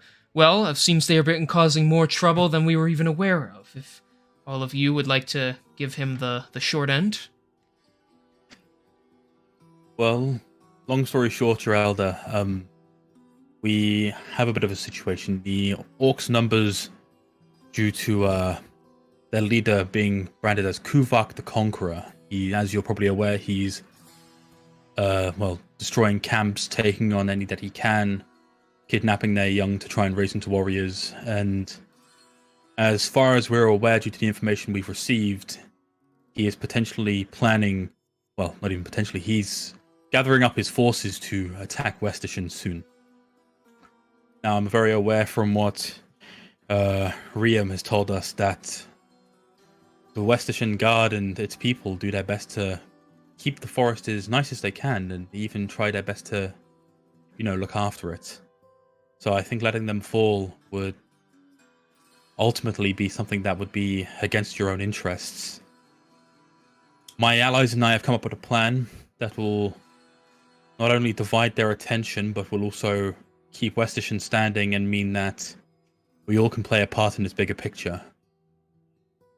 If it is alright with you, we would like your permission to take a few of your people with us to their main hideout, whilst the rest of you do your absolute best to try and help Westershund defend its walls. He's kind of just like looking you deep in the eyes, pondering for a moment. What say you, druids? This is not a dictatorship. What do you all wish for? As you know where I already stand.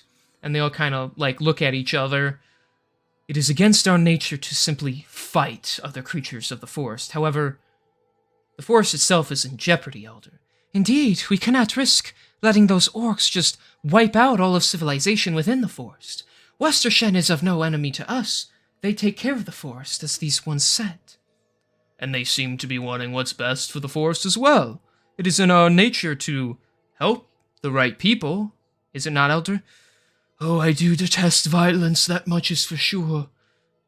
But at the same time, we must balance things out properly and ensure those who seek to keep the peace are the ones left standing against those who deem others lesser than them and worth suffering. After a pause, he kind of turns to you all. My people will not fight. However, we will aid those that do. That is as much help as I am willing to offer. That is honestly as much help as we need, Elder. I've already discussed with Riem about having him and a few of your more prominent healers aid us in, making sure that we are kept standing in terms of conquering the orcs' hideout, where we can potentially dispel their uprising from the inside. All your other people need to be doing is just, well, as Riem indicated, that you could make a vine wall of sorts to help protect the folk of Westerschen. You wouldn't be doing any of the fighting, it'd be the people around you who would be fighting. All you'd be doing is just aiding in their cause. Well then, as he, strokes his long white beard, you have my word, we will do everything we can to assist you in your endeavors. You have the aid of the pure-hearted druids. Just call on us when you need us. I appreciate that greatly. And with that, I offer my hand for him to shake it to, solidify our deal in, the traditional sense. His old man hand kind of, shakes a little as it comes out, and it softly grasps your hand, and his other one, clamps it on the other side, and he shakes you with both hands in a very kind way. What a nice guy. Well, he's a druid. They're quite pleasant. Yeah, they're very nice people. So, Riem says as he turns to you, what is the next step for all of us? Well, the next step for us that I'm aware of is we're going to do what we can to try and scope out this hideout. We're not going to do anything about it today in terms of actually going there, but we're going to give it a look over whilst we can before the sun sets and before it gets too late. Once we get back, we'll then structure a plan and an idea. And if possible, if you're able to get the people who are willing to help us, we would like to get this seen to as soon as we can. Possibly at first light. That is something we can do. Very well. We will await your return. Upon hearing that, I do look at the rest, and I'm very much, alright, you guys ready? Bjorn kind of grunts a little bit and adjusts himself. I mean, not to intrude, but that last battle left me a little worse from wear. If I would be so inclined to ask if I could get a little bit of a heal before we go. Oh, why did you say so, my friend? I didn't want to be a bother. I mean, if we're taking a moment, I could use some hit points too. I wouldn't mind taking a short rest, TBH. Yeah, a short rest we can definitely do, before we head off, because short rest only half an hour. What would you say the time is, King? It's the sun's still pretty high up, right? Yeah, I mean, we're getting later, but if you take a half hour, you'll still have some light to go explore for a bit, so... Oh, okay, cool. Yeah, so, let's do a short rest then, boys. Alright, I'll heal up Rizzler. Wow, he has to expend another d8 because he rolled really bad. Alright, that's 10 HP for him. That's enough. I guess Alright, AJ cool. should roll a d6 to get some hit points back. Alright. That was unnecessary, but okay. That's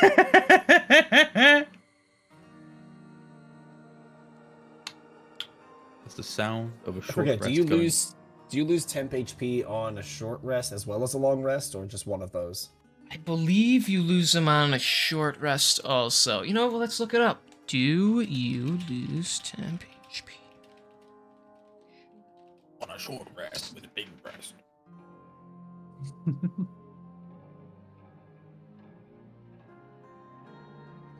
Oh no, they last until they are depleted or you finish a long rest. So you still keep them. Fantastic. Wonderful. I'll keep my temp HP then. Actually so. puts me in like a very good place because I only used like 4 hit die on that short rest, and it got me up to 109, and I have 8 temp HP hit points. I'm 1 below my max. Oh, so you have 110 HP, duly noted. 118. It's fine if I know that. It's not like I I don't. metagame it. I just like to know so I know you guys are balanced properly. So Yeah, I don't care if you know that. That's fine. I damage sponged the fuck out of that last encounter. you sure you did. fucking numbers. Just casually just jumps off a fucking cliff and lands on another creature and squishes it. That was good. That was cool. So respect. Bjorn's just starting to like, put his whole body into like some of these fights and stuff. He's like, I don't give a fuck if I get hurt. It's like we are just fucking bowling through this shit. All right, so you guys short rest, and then where are you going? I suppose we'll go. Yeah, we're scout gonna out the head. camp. Let me just check which direction it's in. Yeah, we're going east near the Eastward. mountain ranges. Mhm. To look for this heavily fortified hideout. Okay, so you're going to look for the hideout specifically, right? Not the. Yeah, we're gonna look for the encampment. hideout, and we're going to just like look for a location where we can kind of scope out from a distance safely. Okay, give me a second so I can find it in my notes. Here we go. Okay. And just to make sure, I have it in my head, but I'm pretty sure we only told them to scout out the encampment, not the hideout, right?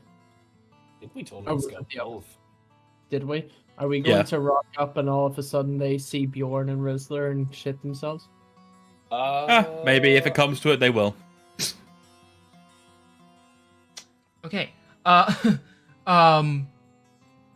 So it's gonna take you a little while to get there. The sun is slowly starting to set, but you have enough light to make your way through the woods. You follow the map, looking for the mighty hideout. Oh, goody. You If know, they la see la us, la then- la, killing time, killing time. Oh, go ahead. Yeah, you can say something. No. Oh. That's all right. I'm just thinking if they see us, then word could get to the guy that's hunting us, the Knight of Justice. We don't really have much of a choice anyway, so. Yeah, we really don't.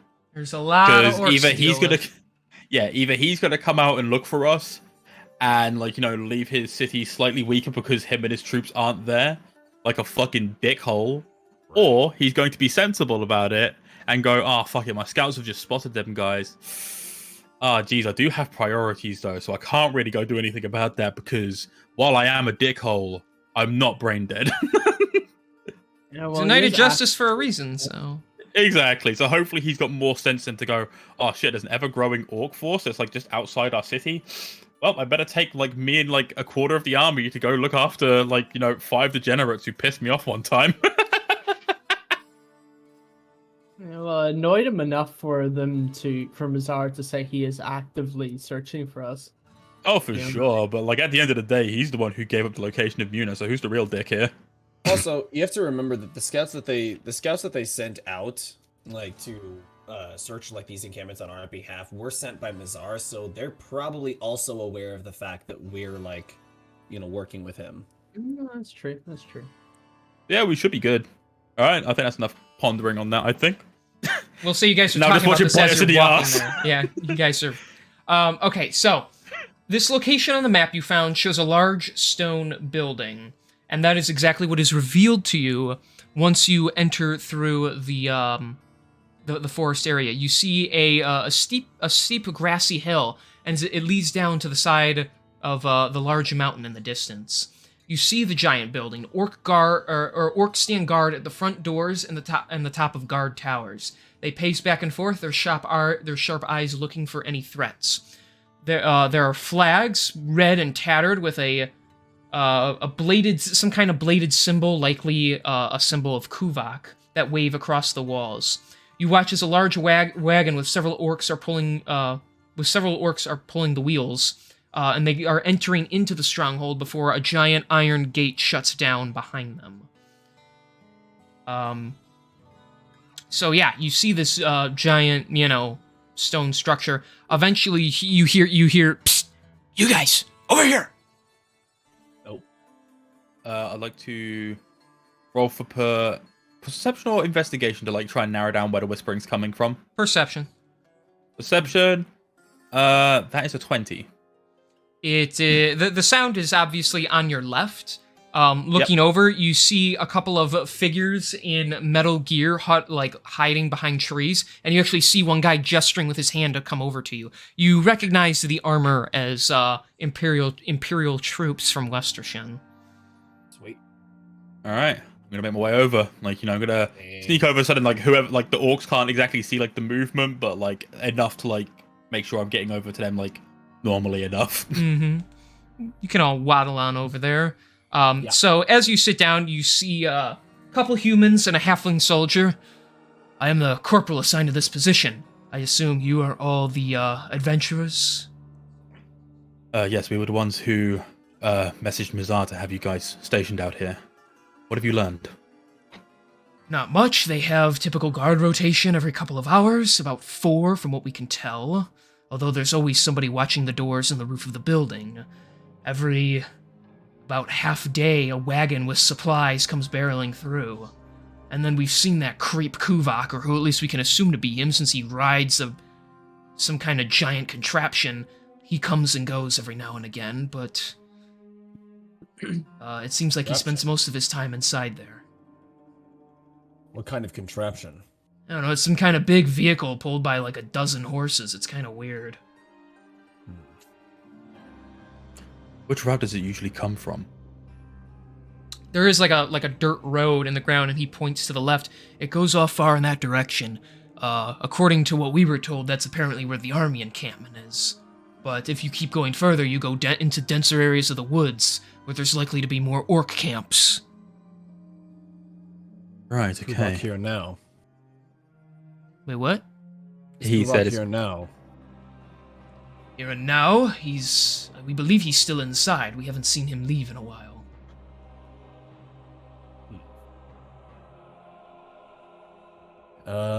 Any weak points you've been able to identify? Places we might be able to slip in? On one side of the building, it seems there is a cracked hole in the wall.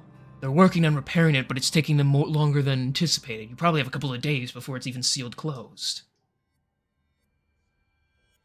How big would you say the crack is? Like, is it big enough for a person to get through? Oh, most definitely. You could fit 2 people in there at the same time. Apparently they were attacked at one time and people blew their way through. They were just butchered before they could really get into the keep. Interesting. How many total orcs are we working with here? A couple dozen, as far as we can tell. Kuvak normally has a few men around him at all times, and we see handfuls of them go in and out throughout the day. Alright, so we definitely got our work cut out for us. That's for sure. Yeah, we'll need... It's a good thing we got the druids to back us up, because we're definitely going to need it. Oh, for sure. Don't suppose you guys have any, any real combat experience, do you? Or are you just scouts? He looks like a little insulted after you say that. Are you kidding me? We are Imperial troops to the Council of Westershen. We do whatever it takes to get the job done anywhere along the world. We are sent out time and time again to deal with ne'er-do-wells, thank you very much. And if you are curious as to what I think, based on our positioning here, the best thing would be to create a distraction, lure a bunch of the orcs out into that wide open field there, and allowing a handful of people, such as yourselves, to slip in through the crack and assault Kuvak on your own. You know, it's funny you mentioned that because you read my mind. Well, I did cast Read Mind on you. I'm just kidding, he doesn't actually do that. The reason I was asking is because if you guys were to act as the distraction whilst us and the druids snuck in, if everything went to shit and they decided to attack first, I wanted to make sure that you guys would at least come out of it relatively unscathed if you could. Although a very serious battle would likely occur, we would do our best to hold the orcs off. At least distract them for 10 minutes or so for you to get inside the building, at the very least. Then if you remain undetected long enough, they wouldn't even know you're in there until you took out their leader. We have spoken word of this to Mazar, and he says a distraction would be the best case, since a full frontal assault on the stronghold would likely lead to numerous casualties. It would be much better to just take out the leader as is. Of course, he'll likely be guarded as well, but in Mazar's own words, you are all perfectly capable now that you're all back together, whatever that means. Alright, well, Okay, so I've got a plan. Feel free, any of you, to chip in wherever. But what I'm thinking is... Wait, I got this. I got Not you. this. What? No, Max, you don't get it. Here's what we Silence. do. All right, you just like put your hand on his mouth. He starts licking your hand, but it's so like callous and like dirty. He's just like, ugh. My big ass hand covers his entire face. Yeah. Yeah, have you ever seen that video of Andre the Giant putting his hand against the reporter's face? Yeah. That's that. So at first light, we're going to be coming here due to the fact that we want to catch them as early as we can, just in case we need to linger a little longer, as it were. Fair enough. Us we have and sent the for druids. reinforcements. I'm sorry. cutting in. He's kind of a prick like No that. worries. We have sent for reinforcements, by the way. I don't know if they'll get here at first light, but they should be here soon enough to give us a fighting chance as a good distraction. Something forcing most of those orcs to come out for a reason. No worries. All right. Well, if you've requested backup, are they Mizar's people, or are they just others who may also be amongst your ranks? We just call for backup, and the city sends us any troops they can offer. It doesn't really. Right. They're not really under any specific person. All right. Well, if that's the case, then at first light, I want you to try and find a position along the route that they might take to get here to meet you guys. Round about, I don't know. Of course, we'll meet here first of all before we send you on your way, because we're going to bring some druids to then show them the location that we're going to be scouting out. You, of course, will go ahead, and as soon as we hear any kind of commotion, because I'm going to be honest, I'm looking at the location, and it looks like you could hear a fair amount of yelling from one side to the other if you listened close enough. If you wanted to take your forces to the front gate to distract them and keep them out there, because we're not sure who's really willing to take us in due to the fact that all of us have been exiled from Westershin. It's just Mizar owes us a favor of sorts. So we've been instructed. We will assist you. We are just not allowed to really bring you back to the city. No worries. So at first light, we'll meet you here. We'll go over the plan properly with the druids. And then when the time comes and we go our separate ways, you'll head to the front gate where you'll head down the road where you'll meet your people. And you'll cause as much distraction as you can so then we can get in undetected. Sounds like a plan. We're going to head back, but if you learn anything whilst we're gone overnight, please do not hesitate to inform us. Any information that we learn could be very valuable. And as you're saying that, he nods, but the halfling goes, "Shh! Look, there he is!"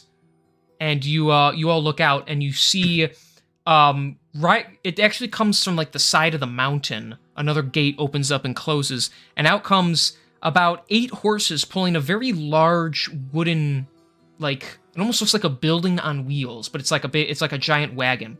And sitting on a green like metallic chair, you see a very large and muscular orc. It's kind of hard to make out any specific details, but you can assume based on his relaxed position and the fact that all the other orcs are lower on this contraption than he is, you can assume that is Kuvak. And they seem to be heading out somewhere. What is that? Yeah, can we roll like something to see if we can try to determine what that thing does? Sure. What would What did you say? like, Investigation? perception? Well, you can't investigate it because you're not right in front of it, so you just have to roll really high perception to make out most of it. That's definitely not going to be something I'm going to be able to do, but I'm going to try my best anyways. That's an 18. The highest I'm going to be able to get is a 19. And I got a 14. Okay. So 18, you're not entirely sure what it is, but from what you can see, there appear to be some like storage areas on it, as you see a multitude of crates on the backside of it. There's a lot of orcs like kind of standing next to it or on it. And on the sides of his chairs are 2 tall, they're some kind of like steel like boxes, and in these boxes, they on the front side from what you can see, there seem to be a bunch of holes on them. You're not really sure, but it looks like it transports a lot of something. So it's not just like a private ride for the leader. It can actually like It's actually got a purpose. Yeah, there's some purpose to it. It either stores a bunch of stuff or yeah. It does sound like just basically one giant, like, moving base is what it sounds like, but something tells me there's definitely more to it than that, but obviously Bjorn is not going to know that, so... Yeah, like, outside of character, like, I was thinking, like, a siege tower of sorts, but then as soon as he mentioned, like, the storage and, like, you know, the metal crates, I was like, oh, what could this be? Like a siege tower with cannons on it? Maybe. Who knows? Oh, isn't that bizarre? I've never seen anything quite like that in my time. I've seen that thing only one other time. I don't even know what it does. Whatever it looks like, every time it comes back, there's no crates on it. But every time it leaves, there's more stuff on it. I thought they were just bringing supplies to the army encampment. I don't think that. Why would Kuvok do that himself? It doesn't make sense. No, that doesn't make sense. What is he doing? Alright, well... Whilst he's gone, I want to try and get him whilst he's inside his base whilst we can. I'm not quite sure how to approach this. I'm more curious about that. If any of you find out anything about that, like, you know, overnight, if he does come back, do not hesitate to let us know, because if we can figure out what that is, we might be able to work out a way to destroy it. Whatever it is. Or at least take it for ourselves. It seems like it'd be quite useful. We don't care about that right now. If we come across any other information, you'll be the first to hear about it. Thank you very much. Wonderful. Just hope you really are strong enough to take him down.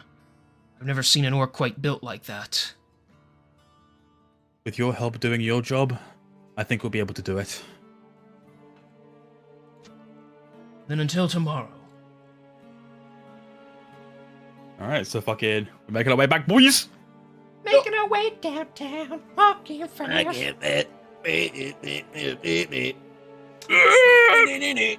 Hmm.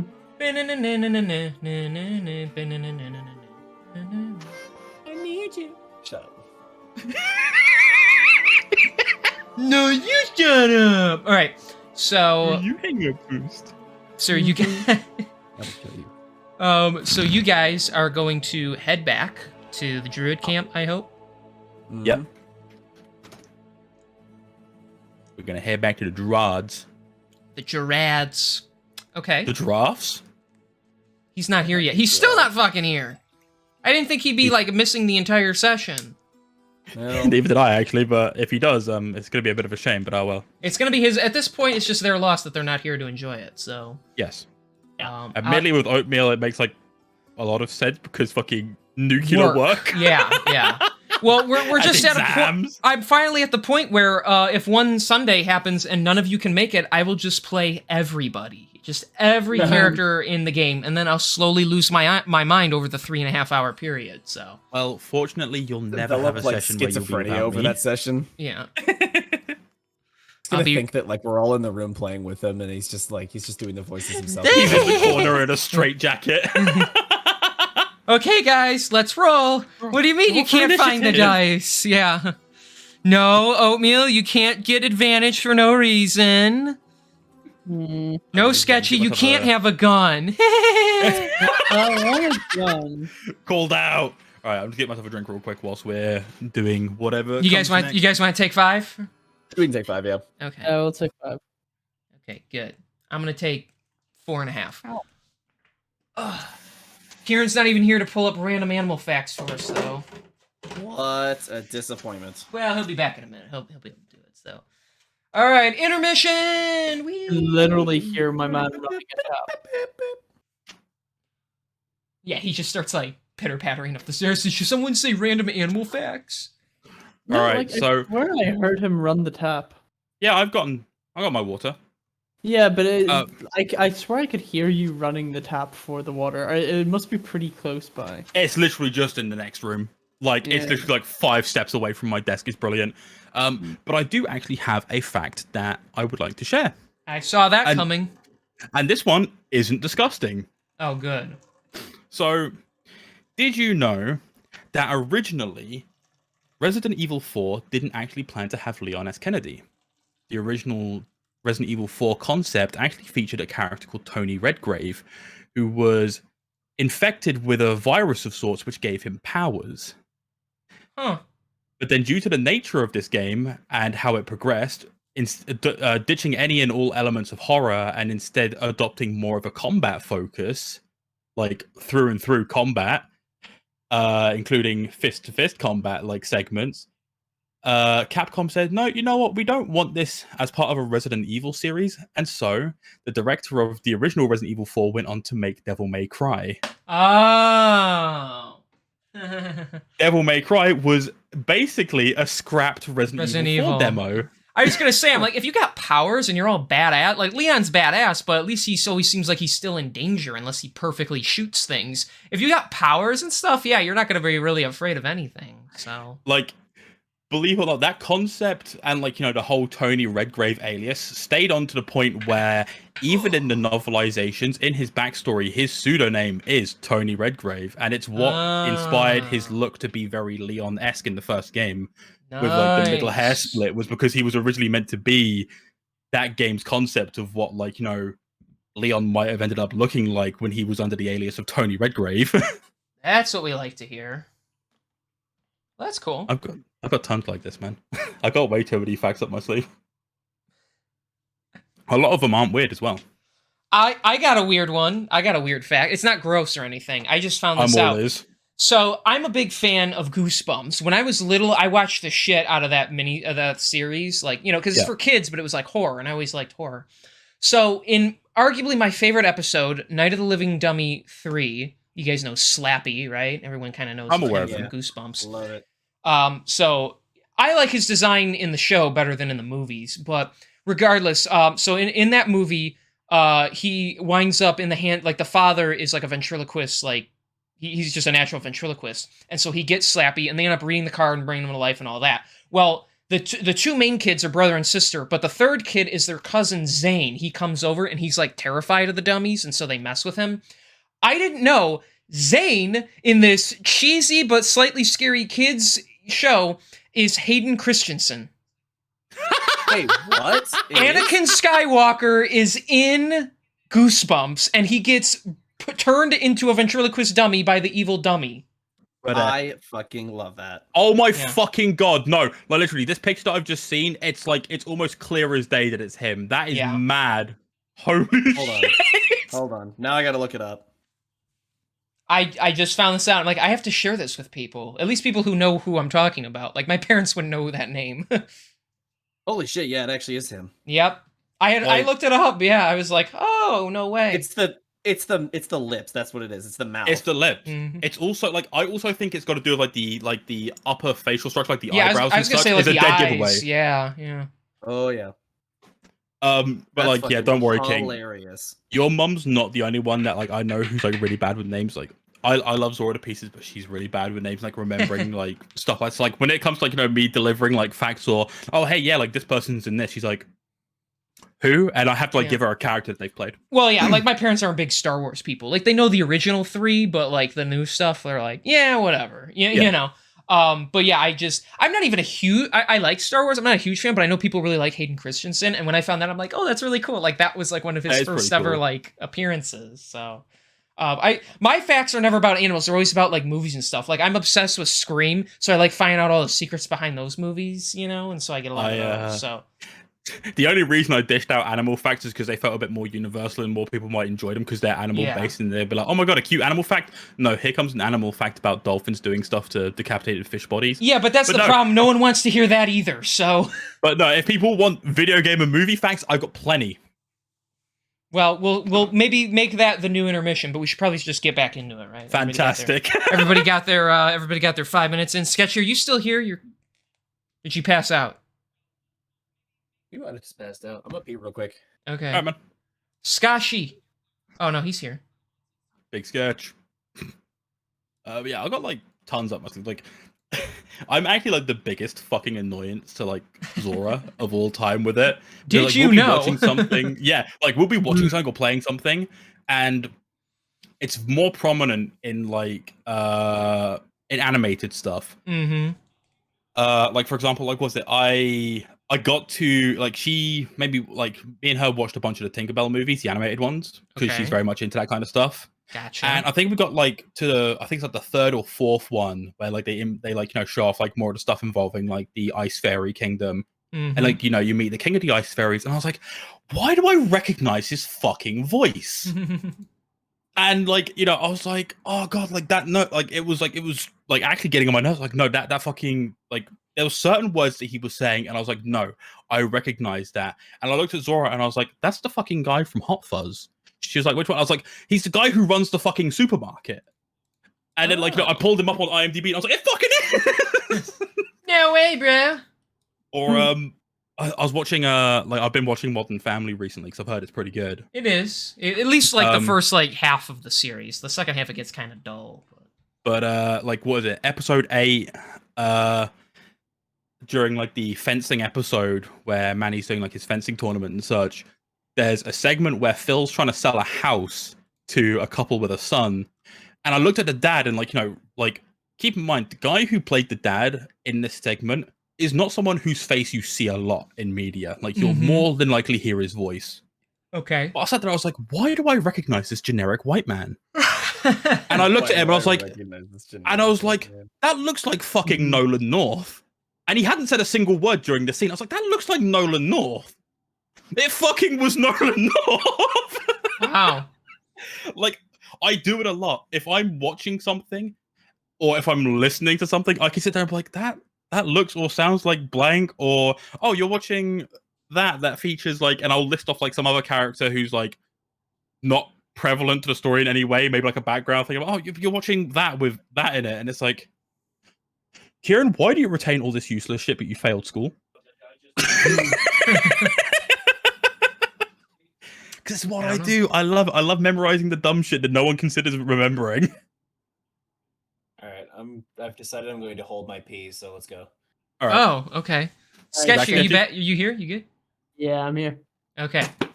All right. So, are we just gonna skip the shit and see you guys long rest? Yep. Yeah. Okay. Okay, it's next day. Woo. The morning. Yes. All right, next day. What you guys doing? You're waking up. You're stretching. You have a little porridge waiting for you, thanks to the druids. They feed you. Oh, we're very, very, very thankful for them. But I'm gonna be honest. Just the idea of like Asher standing over like Bjorn or someone and just saying this cracks me up. But like, just imagine this: like Bjorn's in bed, his head rested on like a makeshift pillow, maybe probably made out of like some mowed grass or something. However, they're mowing grass in the forest. Yeah, and all of a sudden, like he wakes up, sees Asher standing over him, he's like, "Oh, what do you want?" Wake the fuck up, mommy. I've pissed the bed. Why does that sound like him? Did you AI voice Oatmeal? Nope, I AI voiced Johnny Silverhand from Cyberpunk. That was scary. How much that obviously it wasn't him, but it sounded like Oatmeal saying that. It did. I'm like scared. What the hell? I might have to consider that one day. I'll get like Oatmeal to sit in a call with me for about 20 minutes, like just saying nothing but nonsensical bullshit, and I'll voice AI him. Yeah. Kieran, you know what you need to do? You need to take all of King's VODs from our like campaigns and like make AI voices of all of us. Oh no, my God. I don't want myself saying hours. Stupid gay shit. Kieran, you'll have hours of content to like make like good sounding AI voices of us. Yeah. Oh hell no. Yeah, I don't like it. Joysticks, why do you have to come up with terrible ideas? I think that's the best idea I've ever heard. That was the best fucking idea I ever heard of. All right, so it's next morning. You're all stretching. Asher apparently pissed the bed. Wake up, mommy. So what are you? Pissed the bed. What are you guys doing? After we eat our breakfast, I say it's time to go. Yep. Go, Tron! We'll get our we'll get everyone like up to date on what they're doing. Like the side that's like going off to help defend Westershin. Like the 3 or 4 of them that's coming with us to like act as like our pocket healers of sorts. All right, so the druids can't give you a ton of people. 5 of them head off in the direction. They actually summon like horses to ride on. It's pretty cool watching. Yep. And 5 of them race off to the Westershin area where apparently the orcs have begun to assault the soldiers. Oh, it's already started. That's well, as far as the soldiers were kind of indicating that's why the reinforcements were coming and everything. Yeah. So a good handful of them race off for that. And then Raheem and 2 others, so the 3 of them are coming with you guys to Alrighty. the site you were at the other day. Sounds Let's good. do it. So it'll, it takes you, a good like 20-25 minutes to get into that area. You have to follow the map again and navigate your way there. Eventually, you see the clearing, or the big hill and the big, almost said stronghold. Oh my goodness. And waiting for you there are, instead of just a handful of soldiers, you kind of see them going off into the distance. There's like a couple dozen of them now. And there is a man with a big, thick black goatee standing there. I am the captain commanding this platoon. It is a pleasure to make your acquaintance. I have heard interesting things about all of you from Westershen, but I will hold all judgment aside for the sake of the mission. We appreciate that. I forgot to roll. Give me a moment. Joy, carry the scene for me while I'm making this roll, just in case something happens. His mind shifts. Bollocks. We appreciate you coming out here to meet us. I'm assuming you've been well informed of the situation at hand. We have been updated on the events that have been going through, and as we have feared, yes, the orcs have begun trying to assault Westershen.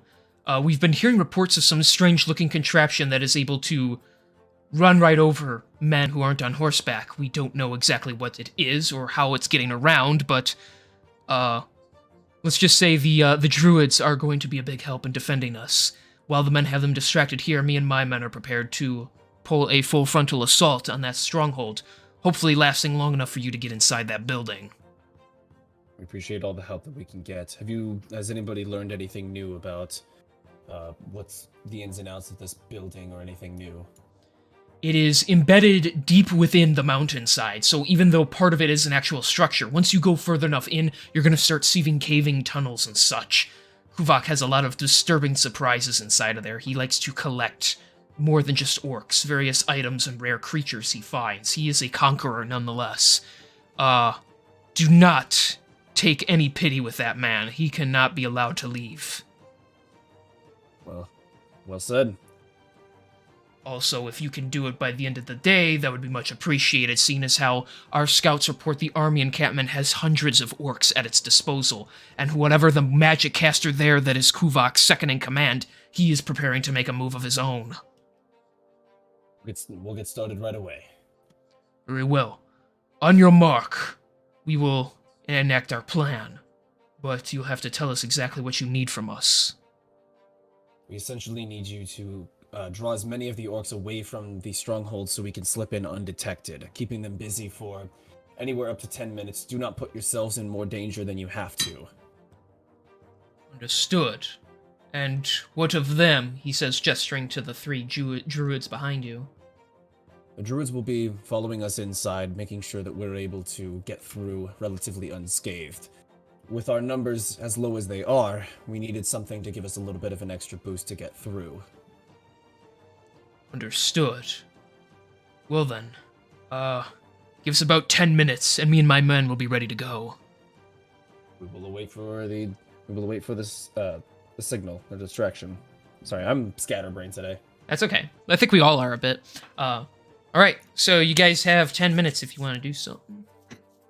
Alright, let me think if there's anything that I could be preparing right now. I don't think so. So you 5 are gonna push through along with the 3 druids, just as like support. We're gonna go in through the into the through that crack in the wall that was mentioned. We're gonna slip in through there if we can. Okay. With the druids following in suit as essentially our mercies, if you will, as an Overwatch player, King. Okay. Remind me. Actually, you know what? I'll look it up myself. The range on detect magic. Let me look it up real quick. Okay, concentration 10 minutes. Okay, within 30 feet of you. Okay, about the time that we get into the, by the time that we get into the stronghold, I will be casting, or I will be using my detect magic feature, so that way, while we are in there, I can more easily detect any sort of magical things that could be of risk to us. Okay. Gotcha. Whilst waiting Other his than 10 that- minutes, Duncan's going to write his journal. Hmm. Other than that, I do not have anything that I can. Oh no, it's Duncan, and you have to assault an entire stronghold. Yeah, I kind of look over and see what you're doing, and I'm just like, Uh-oh. you know, kind of not so much because I know Duncan's capable and things like that. It's just a matter of like, Man, why couldn't we have had it's, Max? Or at least the other one. Yeah, the other one would have been fun. He'll just go nuts. The other one would have definitely been interesting, but I don't know. That's what I was hoping He can step up when he needs to. Okay, so while you guys are waiting, joysticks, or I should say Bjorn, you hear a ringing in your ears, and the voices of the various soldiers conversing with each other around you become quite muffled. You feel like a strain in your head, and as you rub your eyes and open them, you are alone in this grayed out version of the forest. You can't even see the stronghold anymore. It's all blurred out in front of you. Okay. So tell me how you're feeling in this moment right now. Well, I'm definitely pretty frantically looking around, trying to figure out where I actually am and where the rest of my party is. So I start calling out, "Hello?" You hear your voice echo out deep into the distance, and there is no response for a moment. But eventually, you hear footsteps, and even though you look at the ground and everything's all grayed out, so you're still on grass, these footsteps don't sound like they're on grass. It's almost like someone walking like on pure concrete as it's coming up behind you. Yeah, I'll look behind me, ready to, I guess, Throw hands. If it's ready to throw hands if I need to.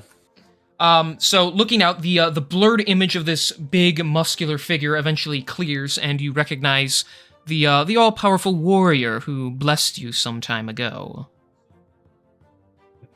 You sure know how to make an entrance.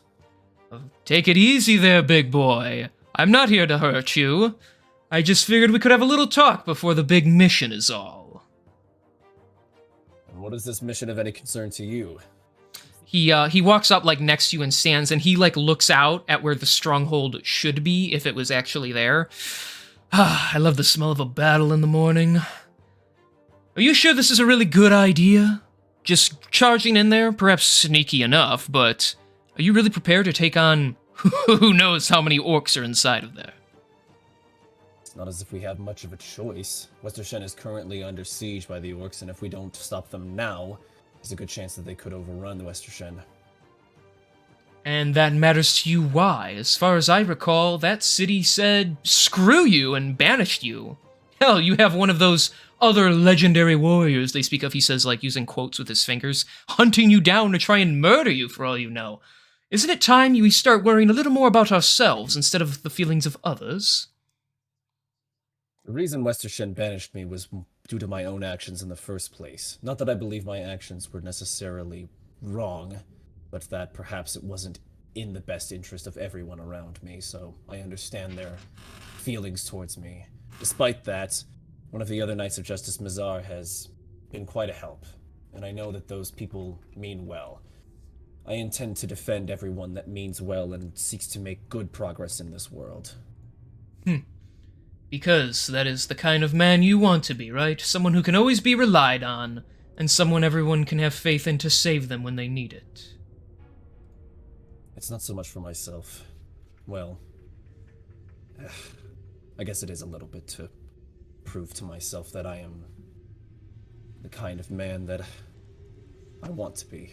And with that, he kind of like leans in and finally looks you in the eye. And there it is, isn't it? That drive to not only help people, but to have them look at you with such affection, such admiration, going, that's the man who saved me. That is the hero of the land. He is all-powerful. He is almighty. You cannot deny, even as a fraction of it as it may be, you are selfish in the admission that you want the glory. You want the thrill of combat. You want to be the victor that people can be happy for.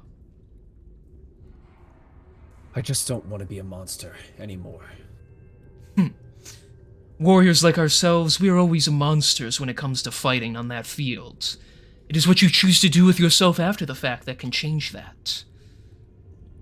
You are a monster, Bjorn, but you can be a monster that people need in this world, not one they despise. And for that, I have a bit of a gift for you, if you want it. kind of just looks hesitantly. What is this really about? You haven't talked to me in quite a while. And last I recalled, I owed a debt to you. You do. And that's why I come when I need to. So in exchange for my little gift today, perhaps you will do something for me. Perhaps when you get into that building and those orcs come charging at you, you drop Mr. Goody Two-Shoes at the doorway, and you unleash pure barbarian savagery on them. They seek to do away with you. The least you could do is honor them in slaying them in the most brutal ways imaginable. For, as you said yourself, they assault Westershen. You want to protect it. So what are they to you, other than meat for you to slice through in this moment?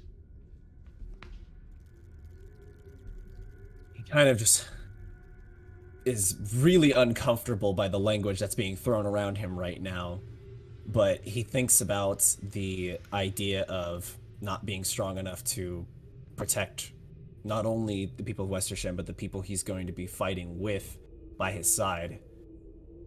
He looks at him and he says, do you really believe that we can't make it through this without it?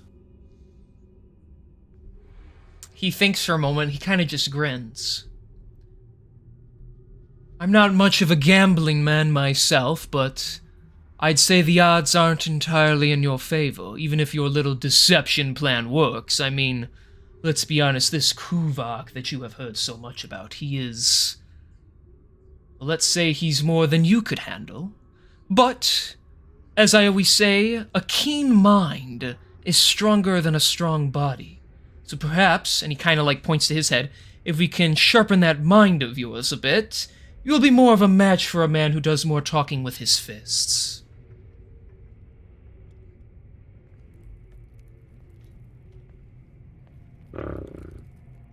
Grim thinks for a second, and What while was he that? definitely...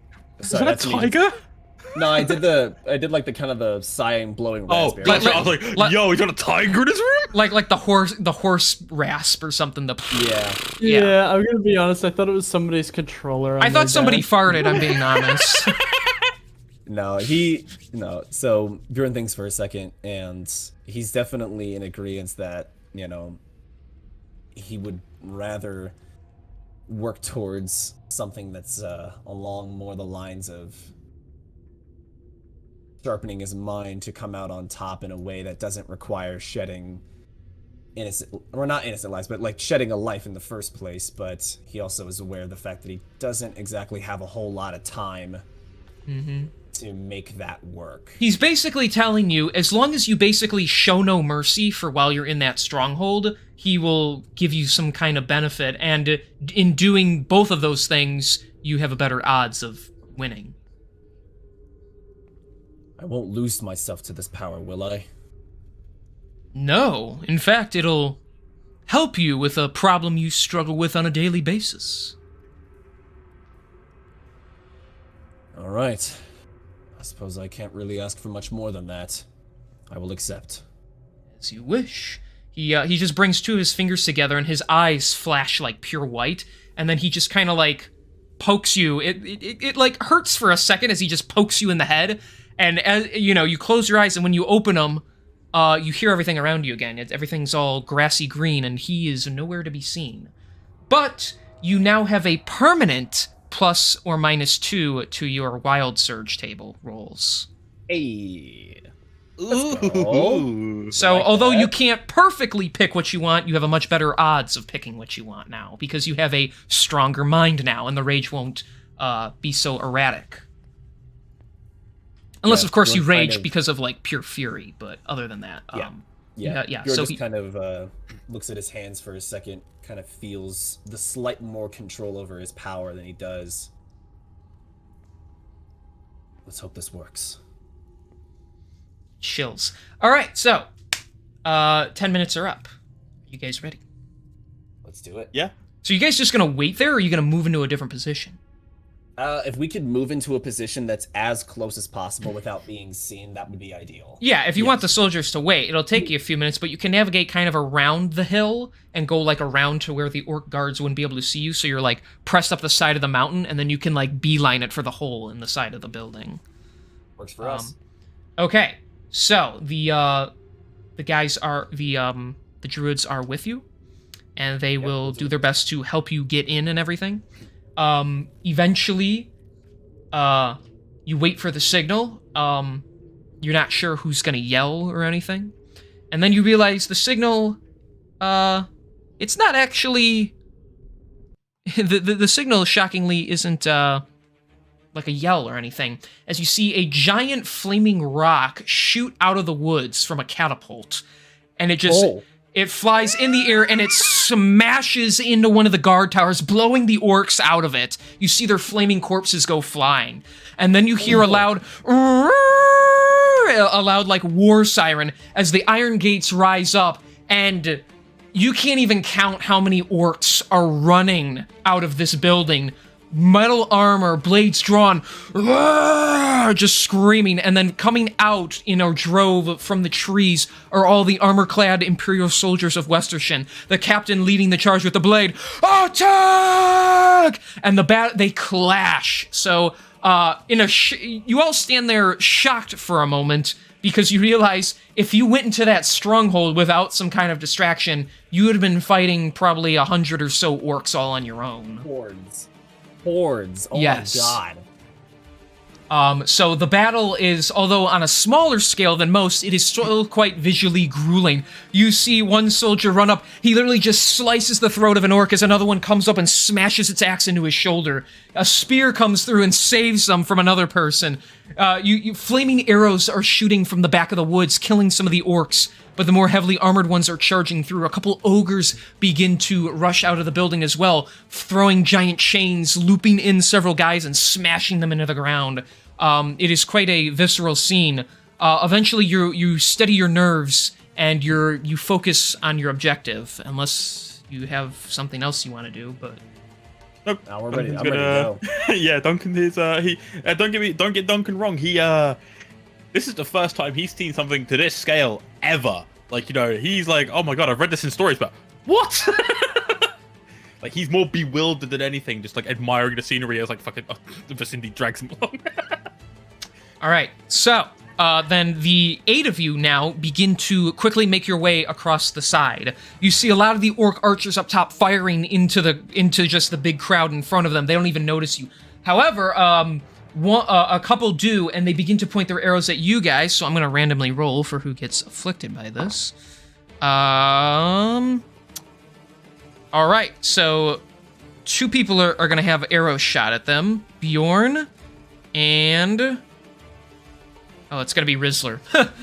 Okay, so Bjorn, I need you to make a dex saving throw to not get hit by the arrow. And Rizzler's going to do the same. And Rizzler rolled a nat 1. Well, that sucks. 2 is 15. 15? That just makes the save. Well, I'll take it. So, as the arrow goes by, you just are able to run past it, just goes into the ground. Rizzler, though, he is going to get hit. And he's going to take 6 points of piercing damage as it kind of catches him in the arm.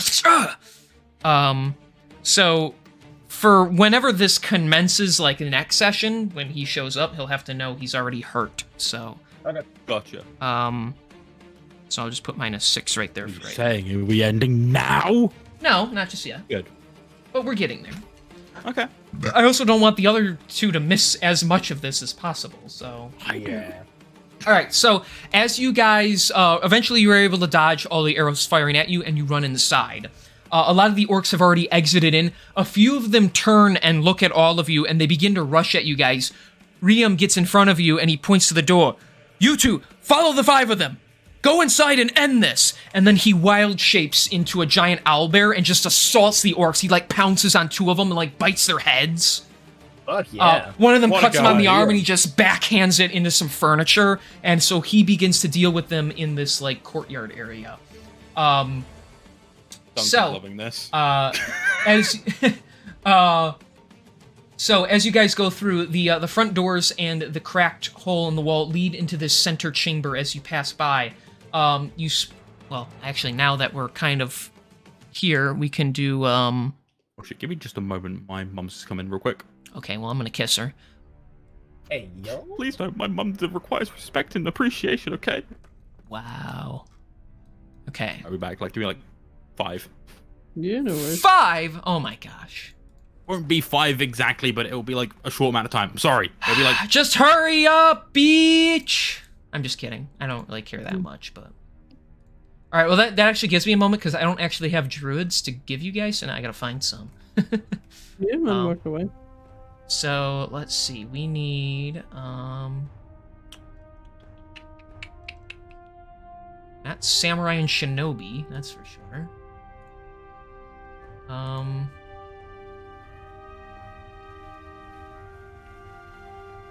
Fine, give me a druid, you each.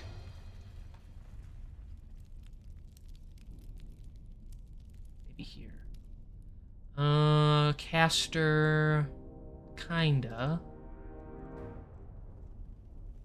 I want druid. It doesn't specifically say druid. Oh, there we go. That'll work.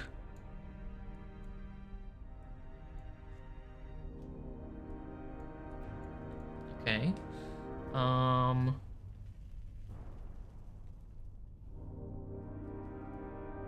Yeah, well, these work for now until I can find something better. Okay, so they're gonna really have to squeeze in there, but...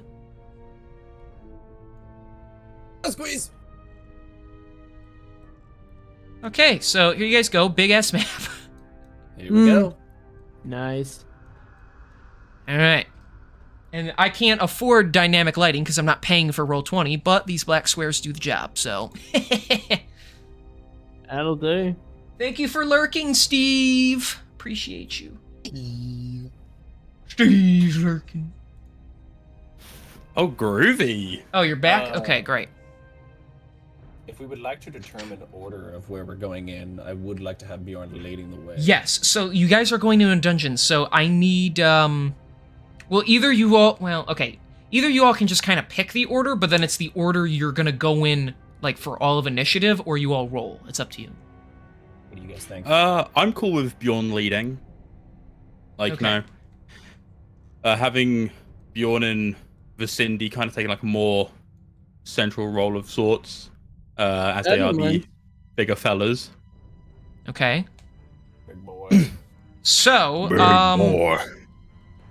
so here's the thing. If you guys just outright decide, then that means I get to decide your initiative. So when you fight guys and they roll initiative, they're just already determined. So, okay. Yeah. So here's how I'm gonna do it. We're gonna do, let's see, let me think about how I actually want to do this. I was thinking, to make it interesting, we'll start at 20. So whoever goes first gets initiative count 20, and then as we go from there, it's -4 each time. Works for me. Okay, so go... So what? Born is first at 20, so who gets 16? Are we doing Vicindy? Are we having the two Yeah, melee guys go Vicindy, first? and Okay. then I'll take 12. Okay. So you're at 12. I feel like maybe Rizzler, since he's also kind of melee, he'll get 8, and then AJ will be at the bottom. Woo! And then, well, then there's the druids as well. I'll put them on the same initiative, and we'll just squeeze them. Since they're just following you guys, they won't really do anything until, like, combat comes and stuff. No, So, works for us. That's kind of why we got him here. yeah. So we'll just give them a flat. We don't need their help, Dutch. Okay. So we're gonna go like that. Then you. then him. Is money. I need fat stacks of cash, bitch. Hell yeah. Fast stacks of cash. So I can go to Tahiti. Okay. Tuberculosis. God damn it. So, let's see. Where are we going? So you guys are gonna make your way into the first room. Yes. I would like to point out that my integral detect magic thing will have been turned on by this point. Right. Okay. So entering inside. I also forgot to give you guys control over your own characters because I am just such a professional. I didn't know I didn't think we'd be getting here today, but we did, which is cool. So Yay! What a guy. I'm just gonna give you all control there. Okay.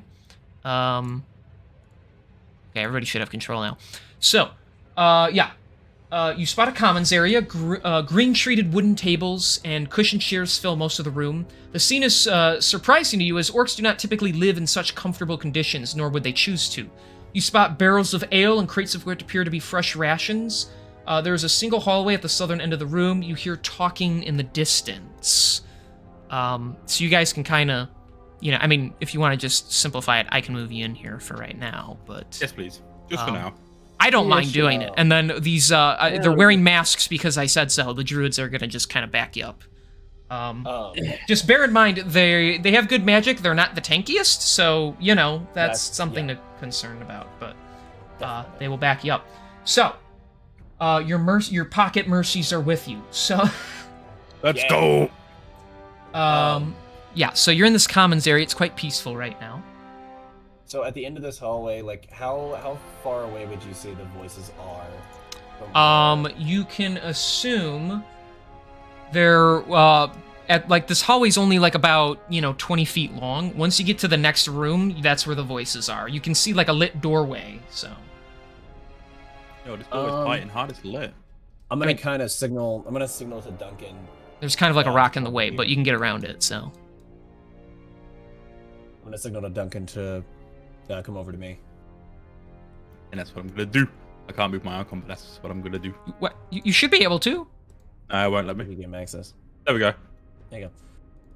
So I kind of, I'll look at him and I'll be like, "Do you remember the spell that you used to get us upstairs into the mayor's wife's house in this last city?" Oh yes, of course. All right. Well, I've never really. Well, I did it with me and you, and that was easy enough. But let's see how I can do it with 7 of us. Yeah. How many people can you actually do that with?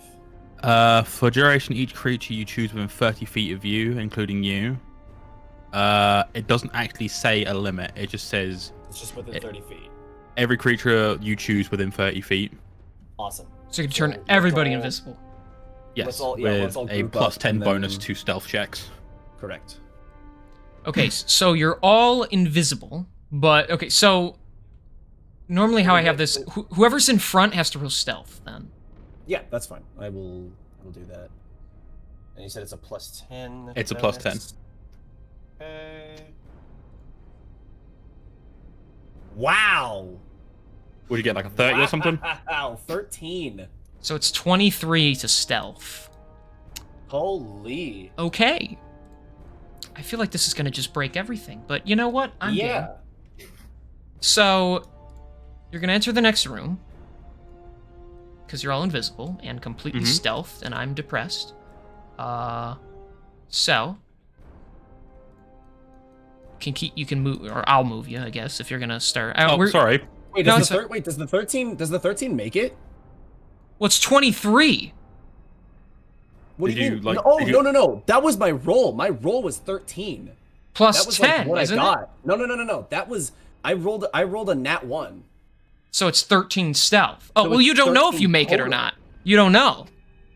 Okay. Because you said like we were invisible and you wanted to cry, and I'm just like, did that work? Well, you are invisible no matter what, but it's dependent on your stealth ability, and it depends on how smart the enemies are. If they notice, you won't know until you walk behind by. Rizzler. Huh? I didn't leave anyone behind. Rizzler's not in the group. Yeah, Rizzler's just trailing. He's just chilling. Wait, he's literally right next to all of you. We can't see. On his our end, token he's is like still- behind, Yeah. like Oh, by the whatever. stairs It's still. fine. If you say he's there, then he's there. Okay, you know what? This is driving me nuts. I don't know why it's not working all of a sudden. Well, now I deleted him, so because he's stupid. No, he got Dead. eviscerated. Okay, it's gonna get really big. Here you go. Can you see that? Yep. That's not no halfling. There, now That's he's a nice full and length. tiny. That's a full link. I hate it. No, that wasn't clever. Don't give him credit for that one. That's a doubling. Oh, that one's better. I'll give you that one. But, all right. So what are you nerds doing? So as you approach, you start to see some orcs conversing with each other. They haven't noticed you yet. Well, I mean, let's go ahead and listen in on their conversation real quick if we want to Whoever all wants to roll perception with me, because I already know my perception's gonna be dog fucking ass. Frick yeah, I'll give it a roll. Why not? Oh, excuse me. That's a 20. A 12. Okay, well, 20, you can definitely listen in. You also hear like some light like explosions in the distance, as if the catapult fired another round into the structure. Brilliant. Some dust comes down. Like you guys have like started to like come like down into the building. You do listen in on the orcs. I believe we're supposed to stay here and guard the inner tombs. We have to be careful. We can't let anyone get in on the inside. We need to protect all our resources and the prisoners we have down here. Both of you, would you just shut up? We need to be ready for anyone who comes down here. Yes, but I'd rather be out there fighting. This is our time. Those Westerschen fools have come for us. Exactly, which is why the general wants us here. The conqueror will conquer as he always does. Once them outside are slaughtered, we will push our entire forces to Westerschen and take them out. Once Gaia the Screaming Eye is met with his forces, together we will destroy all of them. What a fucking name, Gaia the Screaming Eye. Oh fuck. I do be ice screaming. Do be eye screaming. So I'll kind of look back to the group and I'll kind of signal to them whether or not we want to just pass by them slightly, or we want to, you know. I'll give that little I'll give that little like thumb across the throat motion. Take them out now, or let them pass. Your call. Your call. Stay low. What's everybody Don't make thinking? any sudden movement. I say I'm saying everybody we as if try it's and not- sneak past. Either or. Magic. All right, let's go with sneak pass, since that's what Kieran's gonna want to do. Okay. Hang on, I'm doing a thing. Doing your mom. Sorry. I didn't just say that. There's an active radiation zone. Be careful about pockets of radiation. Careful about my ass. Why would I want to be careful of that? It's juicy. No caution Okay, around so that you ass. guys are going to. I assume do you just want me to keep moving, you guys? I don't care. Yeah. Yeah, why not? Just move Like, as a group, it's easier. Okay, so as you guys walk into the room, as long as you're quiet with your stealth, they don't seem to notice you. Hey, As, these bitches, they're dumb. as you look forward, you see the southern tunnel is completely collapsed in front of you. fuck. With rocks in the way. There is another little doorway you see over here that you probably go down. About to get like directly past them. is that water there, like, right on? Huh? like this little bit that's like glowing, like, is that like, because like the fact that the lighting's a bit different Oh, right here, here. That's a I'm going to, torch. like, That's a torch. oh, I meant like, okay, like, because like I was looking at it, I was like, oh, the lighting's a bit different here, and I get like there's a torch there, but like, Yeah. oh, lighting's a bit different here compared to the rest of the area. Like, is Just that like rocky reflecting ground. off water? No, it's just where they like built inwards. So Okay, gotcha. I will signal to everyone else behind me to move towards this part of the room over here. you're gonna go into the corner. And- well, everybody else. I want everybody else to move into that corner, as like, because I want this hallway up here to have like more room. Okay. And if I could just find like a small rock on the ground and then throw it into the room behind us to have them like chase it down. Roll perception for like a rock that's not like giant. Boulder. 11. I mean, you're standing right there. Yeah, you got to be careful, but yeah, you're able to kind of navigate your hand in and grab one. You're just gonna like whip it. I'm just gonna whip it in the room behind us and have Okay. them chase it down. Okay, so you throw it. It goes really far and it like hits something. Just what was that? Both of you, go check it out.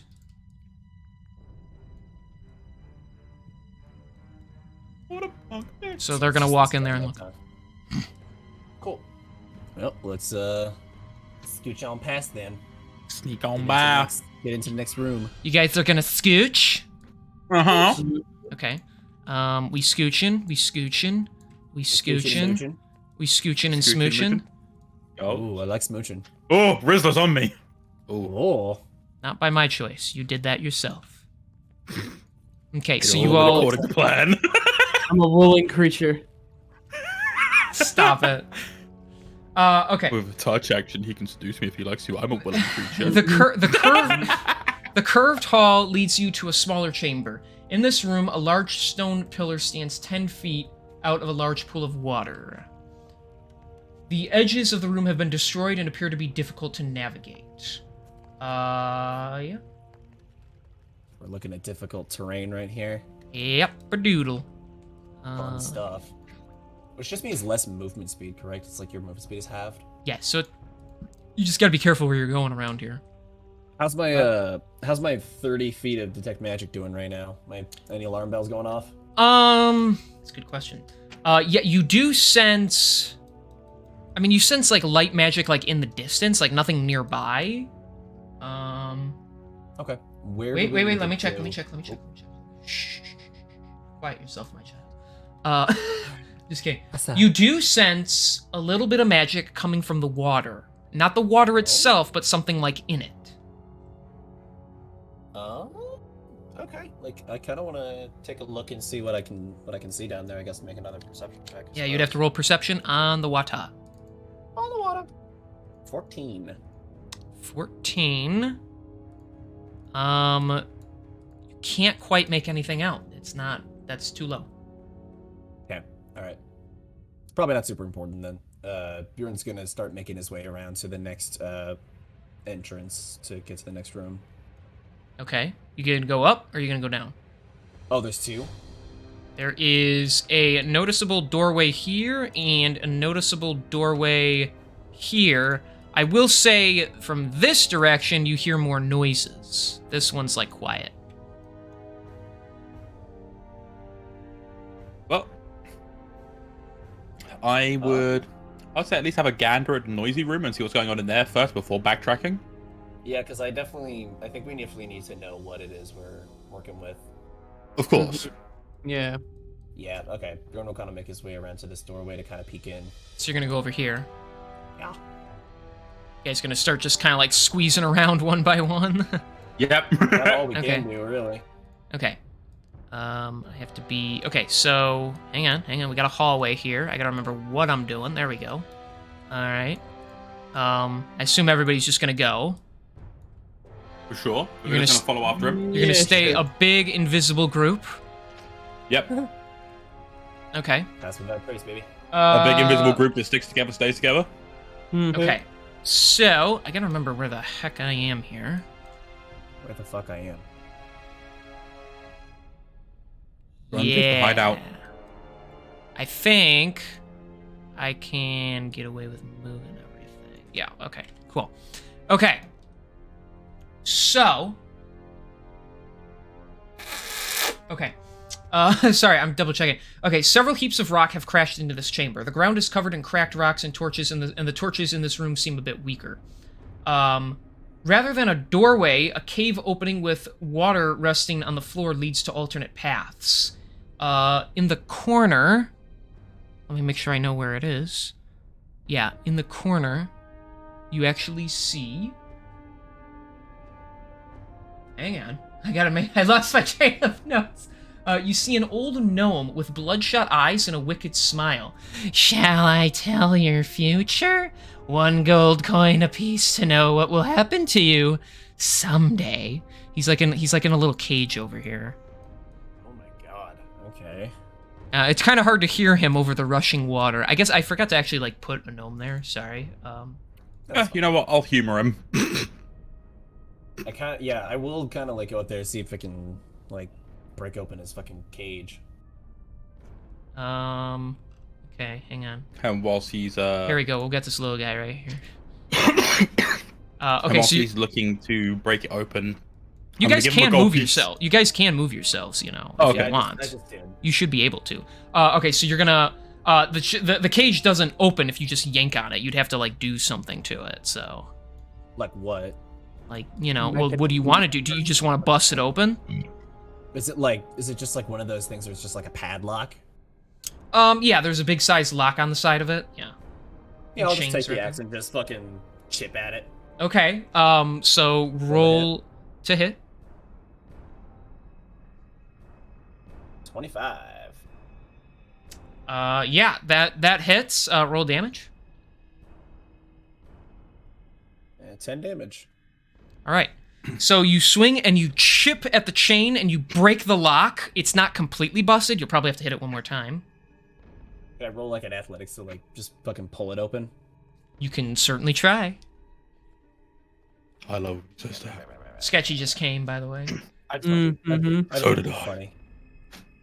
24 athletics. All right, you grab it and you just, and it just busts, and the chain like bits fly like everywhere. Oh, and you can just talk, and then the door just kind of like, and he just kind of like waddles out like really slowly, like looking around, like he's like shaking and like paranoid, but he's still grinning. And Duncan, as you hold out the gold coin, he kind of just looks at it, grins, and snatches it out of your hand and like stuffs it in his sleeve. Who am I telling it for? So he's telling it for you, right, Duncan? Yes. Okay. He looks you like dead in the face.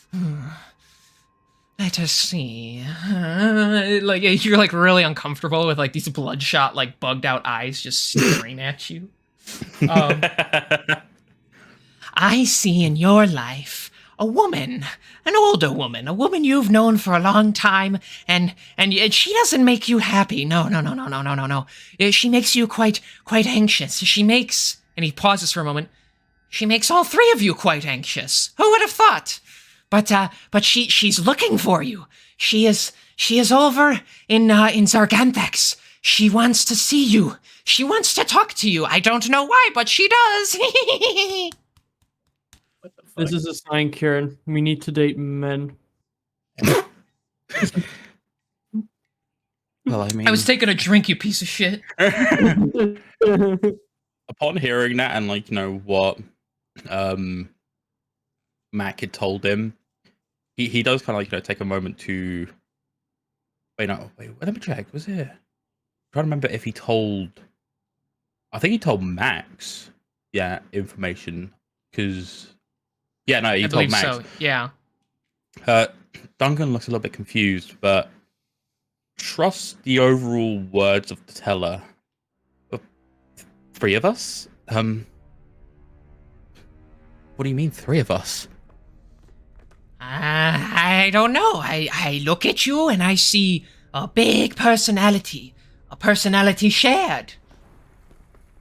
So I see three in one. One with three. I don't know what it means, but it means she wants to talk to all three. All right. You there. Why were you locked down here? I work for home. I stay with friends. They kept me here. I was safe there, but then the orcs came, and they killed everyone.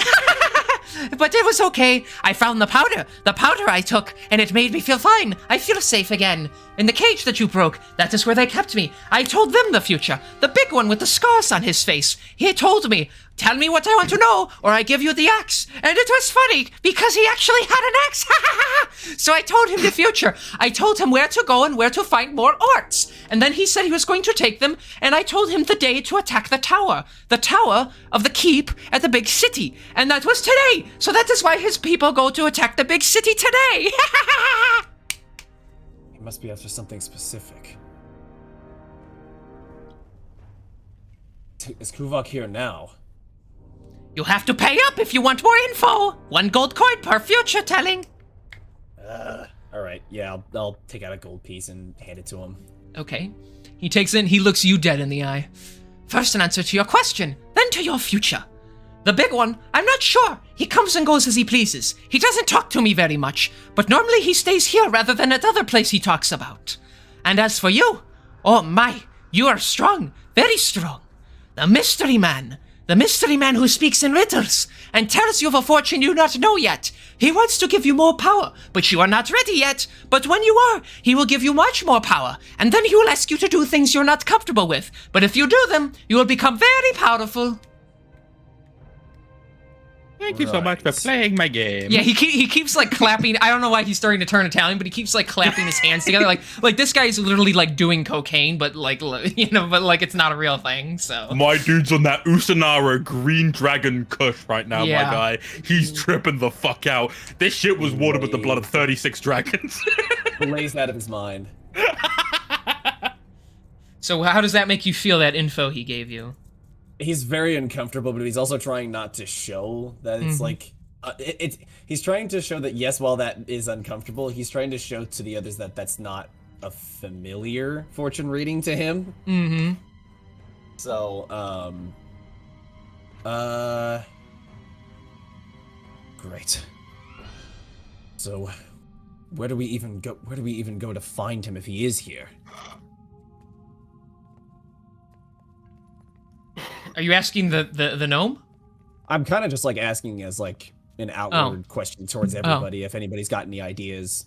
Well, the way I see it is we keep walking around here until we find him. I bet we could walk through that water. You see over there? Right there? We could go that way. I see light over there, and there is light coming from that over there. Okay. Well, it's definitely somewhere we could consider. Anyone Doesn't else? know what to do. Anyone else want to pay? He starts like wandering around like aimlessly, like he's talking to all of you, but he's not even like looking at anybody. I feel like Resler probably would pay, so I'm gonna tell him he's losing 1 gold coin because he's not here, and I can make the decision for him. Because you are God. I am in this situation anyway. But I feel Well, like he the would time because is he'd want to know things, and so he hands him a gold, and like the gnome's like basically his height, so he just takes it from him, puts it in his sleeve. I want you to tell me about my family. Tell me how I can do right by them. Oh yes, you are very kind, very good person. You are very nice. You care about mommy and daddy. Oh, and you want to know about the bad man. The bad man, I can only tell you this. Go up and down the hierarchy. You already know the info. You have the papers. Go through the paper name one by one, and you will find the man with the blade for a hand. Once you find him, he will admit things to you you don't want to hear, but he will admit them to you nonetheless. And then it is up to you to decide what to do with the info. Well, that was a big load of nothing. So, Asher doesn't even want to spend the money because I feel like he wouldn't. No. Vicindy, do you want to have your fortune read or no? It's 1 gold coin. No. Okay. For the record, everything he tells you guys has some accuracy to it. For the record, He's I got oh, to yeah, no. rely I wouldn't on. just take your gold. So No, of Well, course. yeah, we know. okay, if you don't, he's going to literally. He's like, nobody. Okay, and he just books it. Like, just takes off, and then he smashes into the wall and knocks himself out. But he's fine. He'll survive. Let's continue moving. I thought that was funny anyway. Just him It knocking was. himself. It got a chuckle out of me. He's a good NPC. He's a very good NPC. The druids are just like walking behind you guys, like, oh my gosh, you guys go on some wacky ass adventures. Tell me about it. Yes, apparently we do. So you guys gonna like take the river that's like pulling you really hard this way, or are you gonna go like to this way, Oh. which looks like it goes to another room? If we can make it across the river fine without getting pulled away, it would be nice to get over there. Okay. You do see something moving in the water. I'll tell you that. You can just see it like swimming around. It kind of you see it for a moment, and then it like, well, I don't want to make it. Hang on, fuck, I don't want to make it smaller. Okay, it moves deeper, like upwards. Okay. But that was intentional. You do see like a black shadow move in the water. So Be on your guard in here. There might be something in this river. now, so I don't spoil any surprises, I'm going to move you to a different page real quick, just for a second, so I can fix this. Because I just... Okay. Wow, bro. Uh-huh. Uh-huh. Okay, he's gonna...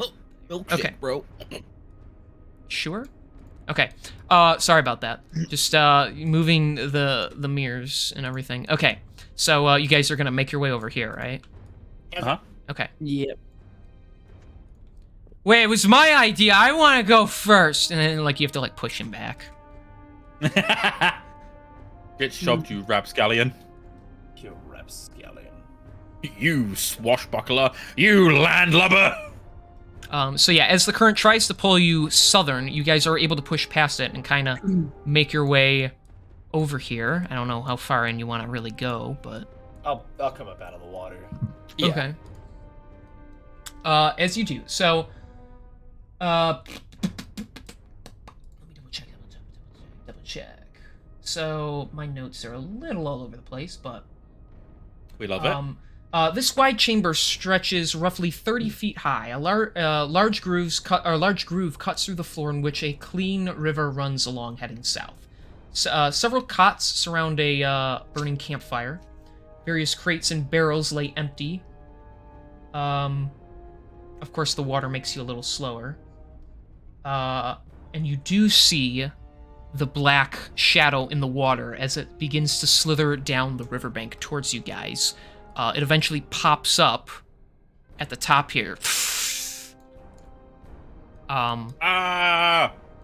It kind of has a face that looks like it would do that. So as this creature pops up, it has like pink scales, long fins stretching out of its back. It has like a tail like that sits out of the sits in the water still as it floats there. Instead of hands, it has like hooked claws, and its eyes are almost like that of a snake. Razor sharp teeth open wide in its gaping maw. And that's actually where we're gonna end for today. But next session, the water creature is going to attack you guys, so that'll be something to look forward to.